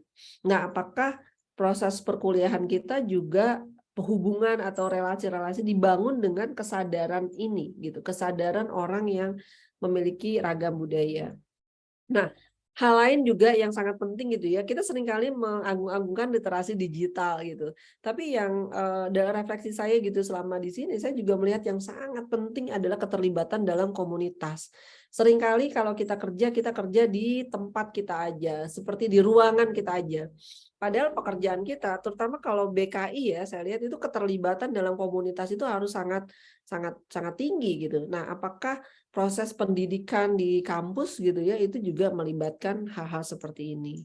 Hal lain tentu aja etika kerja itu sangat penting. Saya sangat menekankan ya di semua mata kuliah saya gitu, etika kerja. Jadi bagaimana mengelola pekerjaan, mengerjakan tugas jangan mepet, nggak nyontek, bekerja dalam menggunakan sumber-sumber yang akurat, sumber-sumber yang terpercaya gitu. Kenapa? Karena itu berkaitan dengan etika kerja gitu. Jadi orang yang biasa nyontek dan memperalat temannya gitu ya, itu bisa kita bayangkan dia akan kerja seperti apa. Nah, kalau kita lihat 5 tahapan karir di slide selanjutnya, ini ada 5 tahapan karir. Nah, masa quarter life crisis gitu ya, quarter life ya, saya katakan quarter life itu ada di masa eksplorasi sebenarnya. Jadi seringkali kan mereka yang berusia 21 sampai 25 tahun ini suka merasa bahwa kok saya nggak kompeten ya, kok saya nggak selalu bisa bekerja dengan baik gitu. Harus diingat bahwa di usia ini Anda ada di masa eksplorasi, bukan di masa establishment. Establishment itu kompetensinya udah sangat bagus gitu. Begitu juga ya. Kalau kita atasan, kita harus ingat bahwa kalau kita memperkerjakan orang di usia 21 sampai 25, ini adalah masa eksplorasi. Begitu juga kalau Anda jadi dosen, Anda berusia 21 sampai 25, Anda itu ada di masa eksplorasi. Belum jadi dosen yang sangat kompeten. Tidak bisa dibandingkan dengan dosen Anda yang umurnya 45 gitu ketika dia sudah ada di mid career. Nah, jadi apa yang dilakukan, apa sih yang dituntut gitu ya di masa eksplorasi ini ya. Dalam slide selanjutnya saya perlihatkan bahwa dalam tahap eksplorasi ini yang harus dikerjakan gitu oleh orang yang berada di tahap ini adalah menemukan minat. Jadi Anda udah kuliah gitu ya, kuliah BKI, kemudian Anda bekerja gitu yang berkaitan dengan di lembaga dakwah gitu misalnya, Anda mesti bertanya apakah ini minat Anda ke sini atau enggak gitu. Anda akan dalam waktu 10 tahun, 20 tahun akan ada di sini atau enggak. Atau Anda bekerja di sekolah, apakah Anda akan bekerja di sini? Atau kalau misalnya Anda mulainya enggak minat, Anda bisa melihat ada enggak dari konteks situasi ini yang bisa mengembangkan minat Anda untuk bisa tetap ada di sini. Misalnya banyak mahasiswa saya yang nggak mau jadi guru BK gitu. Tapi kemudian ketika tapi kan kuliahnya di BK gitu ya, lulus kemudian jadi guru BK, mereka mengalami transisi berat gitu ya, jadi guru BK karena guru BK itu sangat sulit gitu. Mereka mereka merasa jadi guru BK itu bisa 3 kali kerjanya lebih banyak gitu ketimbang guru mata pelajaran gitu. Lama-lama mereka belajar untuk menemukan minat, di mana sebenarnya minat mereka berada. Mengembangkan skill dasar yang seperti tadi ya, kompetensi, dan menciptakan harapan tentang diri sendiri. Jadi seperti apa sih kehidupan yang Anda inginkan melalui pekerjaan ini?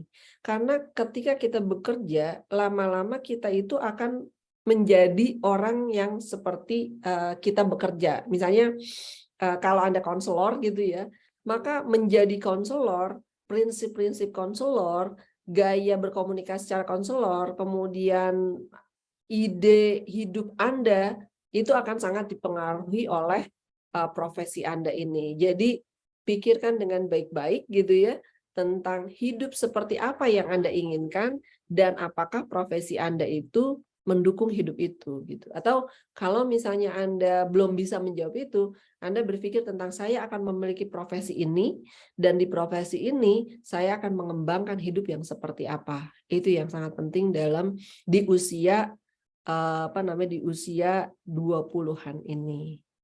Nah, saya pikir itu aja yang bisa saya sampaikan untuk memantik diskusi kita pagi ini. Terima kasih. Assalamualaikum warahmatullahi wabarakatuh. Waalaikumsalam warahmatullahi wabarakatuh.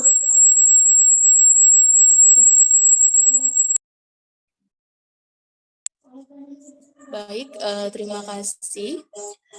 Pemaparan pemateri dari Ibu Dr. Susi Fitri MSI Kons. Nah, materi ini sangat memberikan banyak ilmu untuk kami, terkait kami yang mahasiswa juga yang udah di ujung-ujung, Ibu. Oke, langsung saja kita masuk ke sesi tanya dan diskusi.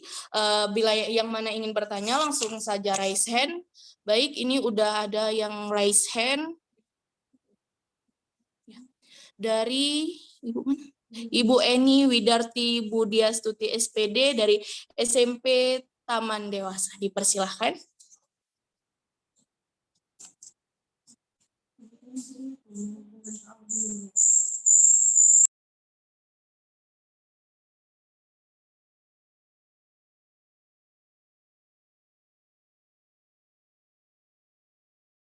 Mungkin bisa stop share aja. Bagaimana Ibu Eni? Sepertinya masih menghubungkan ke audio ya Ibu. PPT PowerPoint-nya di stop share dulu aja. Masih menghubungkan ke audio, jadi belum bisa suara yang masuk untuk kemari.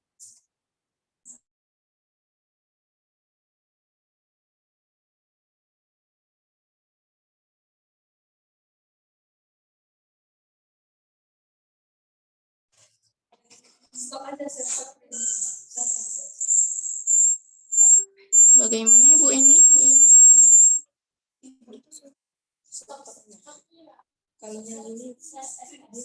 Atau dari teman-teman mahasiswa nih BKI Angkatan 19 boleh ajukan pertanyaan terkait quarter life crisis nih. Apalagi kan kita sama-sama nih di masuk tahap akhir, mahasiswa tahap akhir.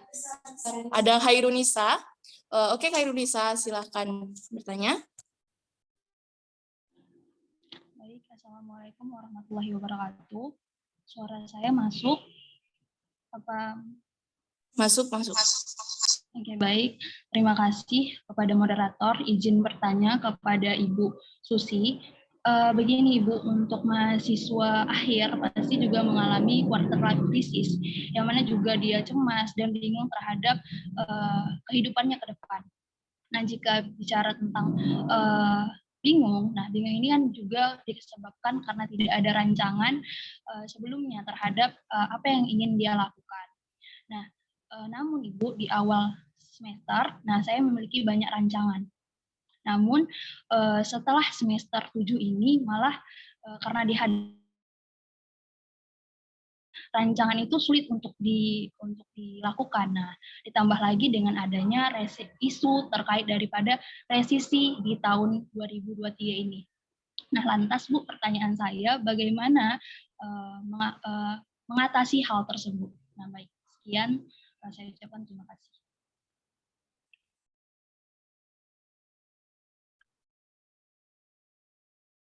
Oke, baik. Untuk Hairunisa, boleh pertanyaannya ditulis di chat karena tadi agak menyendat. Oke, saya bisa nangkep pertanyaan Hairunisa. Apakah bisa langsung? Oke, kita Ibu lanjut untuk 2 pertanyaan lagi, nanti baru Ibu menjawabnya. Baik. Oke, teman-teman, adakah yang ingin bertanya lagi?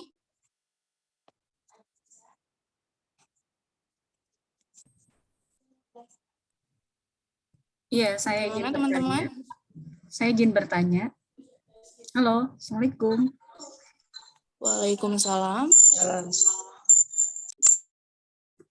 Langsung bertanya ya, Mbak. Izin bertanya ya. Iya, boleh. Oke, bismillahirrahmanirrahim. Assalamualaikum warahmatullahi wabarakatuh. Waalaikumsalam warahmatullahi wabarakatuh. Materi yang disampaikan oleh Ibu Dr. Susi Fitri ini luar biasa sekali. Dan di sini saya sangat tertarik untuk menanyakan di slide terakhir tadi ya, terkait dengan etika kerja dan juga slide di bawahnya itu. Jadi pertanyaannya seperti ini, bagaimana menyikapinya jika usia 45 ini baru tahap eksplorasi, ya bukan tahap bukan tahap luar biasa ya, apa sih namanya, tahap karir yang luar biasa deh gitu ya.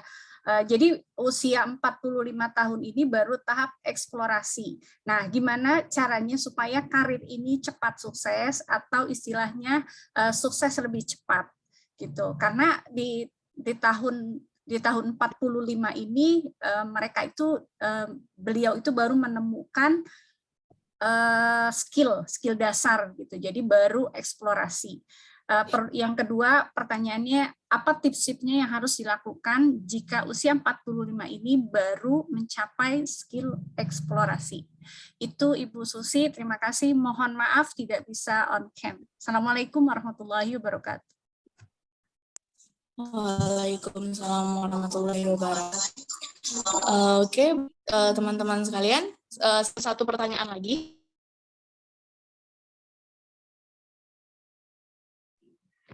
Untuk teman-teman, boleh siapa yang ingin bertanya satu pertanyaan lagi, baru ini kita fokus ke diskusi kita.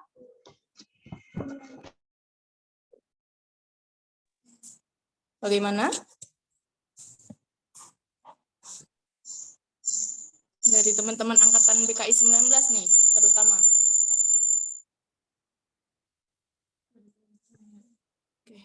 Oke, dari Gita Rahmadia.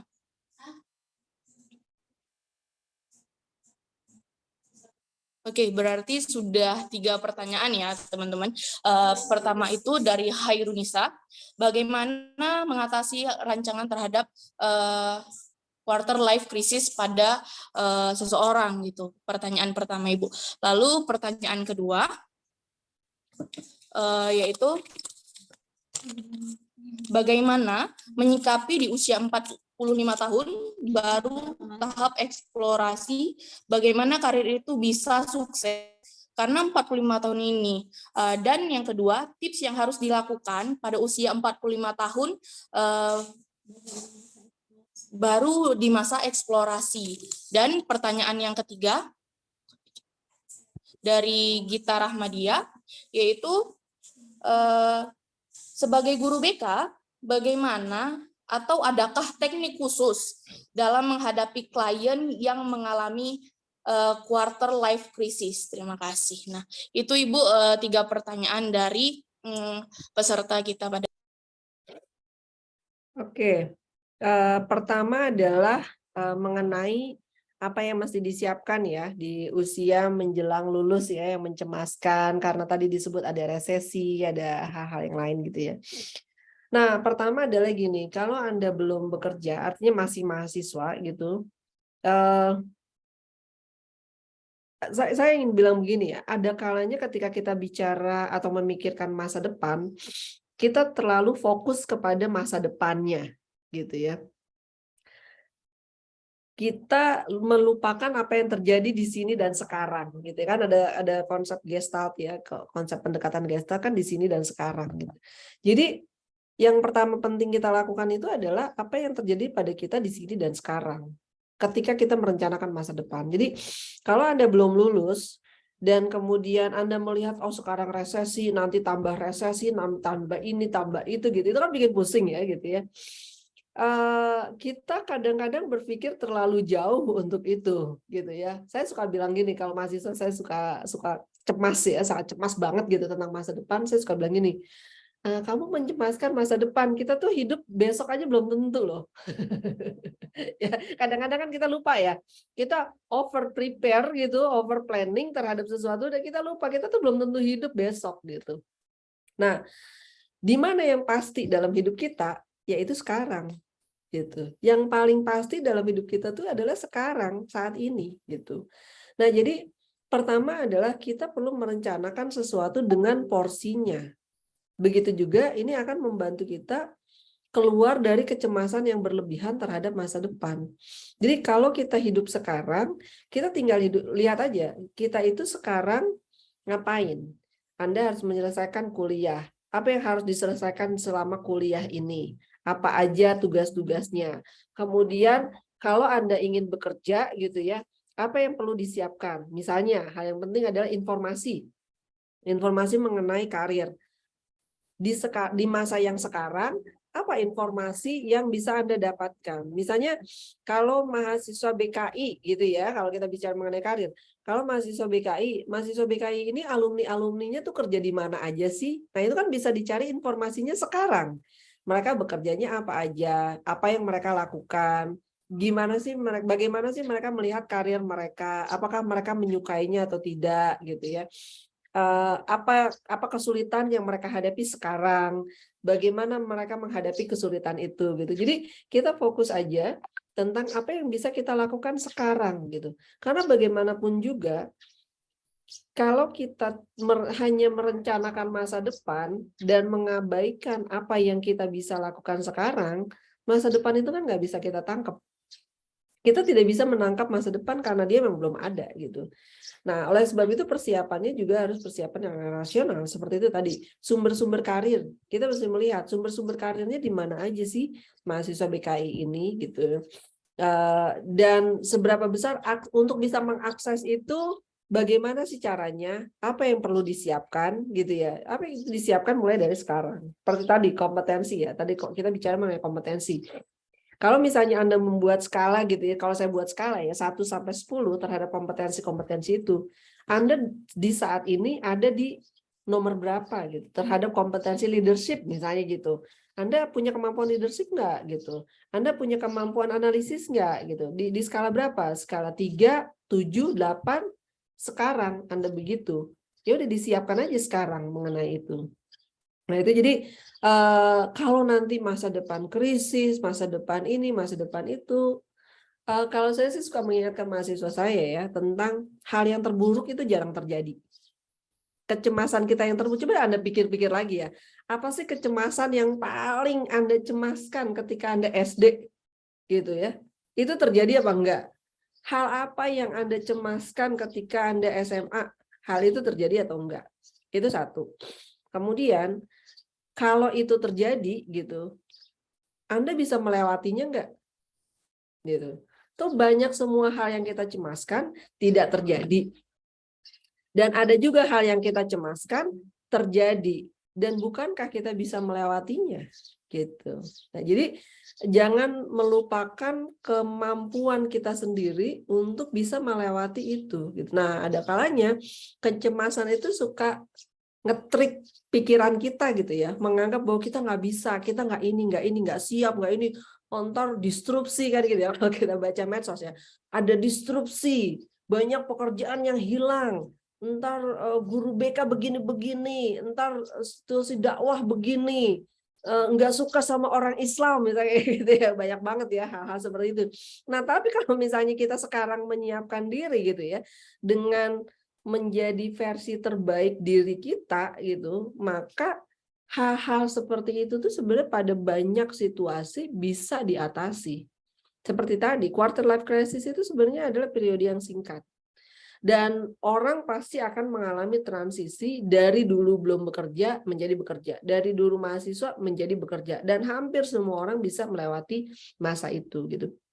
Itu jadi jawaban saya tadi yang tanya tentang kecemasan di akhir masa mahasiswa. Nah, yang kedua, bila di usia 45 baru eksplorasi, itu nggak apa-apa juga gitu ya. Ada kalanya orang mungkin baru mendapatkan kesempatan gitu ya, ada kalanya ya, baru mendapatkan kesempatan di usia 45 gitu. Ketika misalnya orang-orang lain sudah punya karir yang tinggi gitu ya, sementara dia baru menemukan nih minatnya di usia 45 gitu. Nah, tapi kita juga mesti ingat ya bahwa mereka yang baru menemukan minat di 45 itu berbeda dengan mereka yang menemukan minat di usia 20 gitu atau di usia 25. Mereka yang baru menemukan minat di usia 45 itu kan artinya punya pengalaman yang bukan sesuai minatnya kan gitu ya. Dia pernah bekerja jadi A, B, C, D, E, punya pengalaman A, B, C, D, E, mengembangkan kemampuan A, B, C, D, E gitu. Nah, kemudian di usia 45 dia baru pikir, oh iya saya mau minat ini. Nah, kita mesti ingat bahwa orang yang punya minat, baru menemukan minat di usia 45, itu tidak berarti bahwa keterampilannya sama dengan mereka yang baru memiliki minat di usia 25. Orang ini sudah punya keterampilan yang jauh lebih tinggi yang kemudian nanti bisa dia terapkan dalam minat yang barunya ini gitu. Misalnya ketika dia di usia 45 dia baru menemukan gitu loh bahwa misalnya menjadi apa ya, berdakwah adalah sesuatu yang sangat menyenangkan gitu buat dia. Tapi sebelumnya dia udah jadi guru, jadi sales, kerja di mana.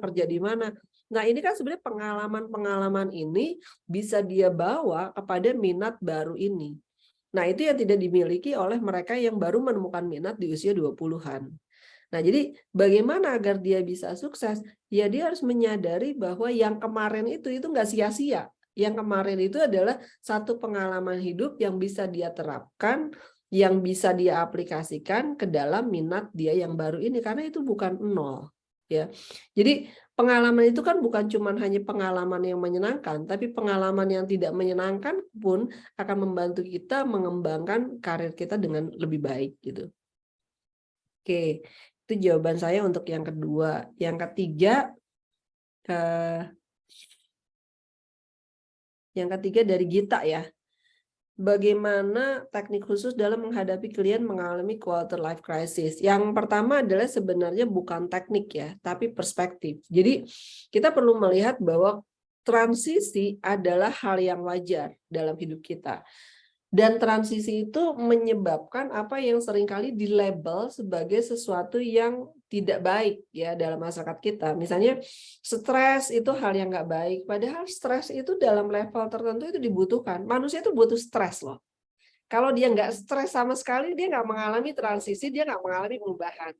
Coba aja kalau kamu lihat ya, orang yang hidupnya bahagia aja, itu kan dia tidak banyak berinovasi. Ketika kita menghadapi kesulitan, baru kita mikir ya, oh gimana ya caranya menghadapi kesulitan ini, sumber apa ya yang bisa saya gunakan, keterampilan apa yang harus saya miliki untuk bisa mengatasi ini gitu. Jadi transisi adalah satu hal yang positif, itu dulu perspektif kita. Jadi kita jangan cepat-cepat ingin misalnya menghilangkan perasaan cemas, Karena bisa jadi perasaan cemas adalah perasaan yang berfungsi. Coba deh kita bayangkan, kalau kita nggak punya kecemasan, mungkin kita udah lama mati kan. Karena tidak ada ketakutan, kita jadi cenderung untuk menghadapi bahaya gitu ya. Yang kita jadi tidak berhati-hati. Kecemasan membantu kita untuk berhati-hati gitu ya. Stres membantu kita mencari sumber-sumber yang lain. Kemudian ketakutan membantu kita untuk menyadari apa yang kita benar-benar inginkan gitu. Jadi perspektif itu yang kita perlukan sebagai konselor gitu. Tidak melihat bahwa perasaan takut, cemas, sedih, enggak suka itu sesuatu yang harus dihilangkan, bukan itu. Karena semua emosi memberikan pesan. Jadi pesannya itu yang perlu dicari bersama-sama dengan konseling kita. Jadi seperti kalau takut gitu ya, kita bisa bertanya sama konseling kita, kalau kamu takut begini, sebenarnya apa yang kamu ingin capai melalui perasaan takut enggak gitu. Misalnya gini, saya takut nganggur, misalnya gitu ya, saya takut nganggur.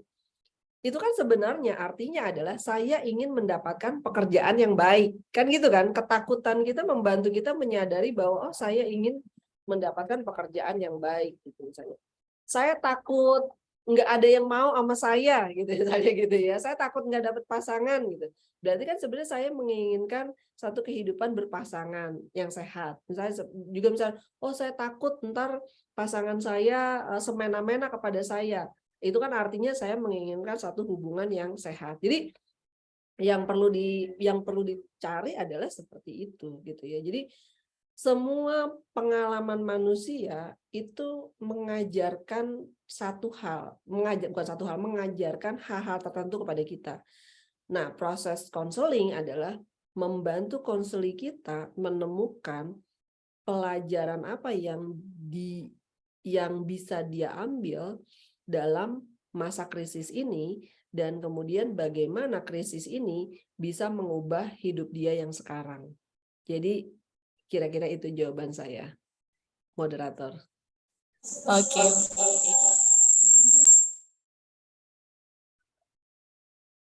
Oke, baik Ibu. Terima kasih atas jawaban-jawaban terkait pertanyaan 3 penanya tadi. Terima kasih Ibu. Oke, kita lanjutkan kepada pemateri kedua yang selanjutnya, yaitu ada Bapak Dr. Syawaludin S. SOSI, SPD, MPD, MH, MPSI, Kons. Oke, saya izin undur diri dulu ya. Sudah ada Bapak? Saya izin undur diri dulu. Terima kasih atas keterlibatan para peserta dalam diskusi kita pagi ini. Terima kasih. Assalamualaikum warahmatullahi wabarakatuh. Waalaikumsalam. Terima kasih banyak Ibu. Terima kasih banyak materinya, Bu. Terima kasih Pak Maribun.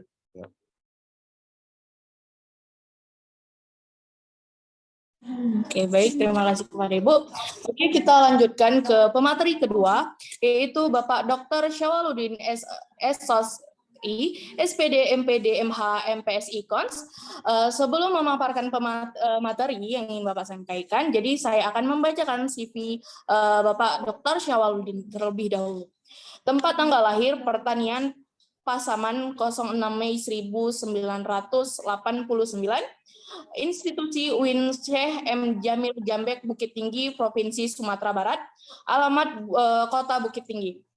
Riwayat pendidikan, S1 Bimbingan Konseling Islam IAIN Imam Bonjol Padang, S1 Bimbingan Konseling Universitas Negeri Padang, Pendidikan Profesi Konselor Universitas Negeri Padang, S2 Bimbingan Konseling Universitas Negeri Padang, S2 Psikologi UIN Maulana Malik Ibrahim Malang, S2 Ilmu Hukum Universitas Islam Malang, dan yang terakhir S3 Bimbingan Konseling Universitas Negeri Malang.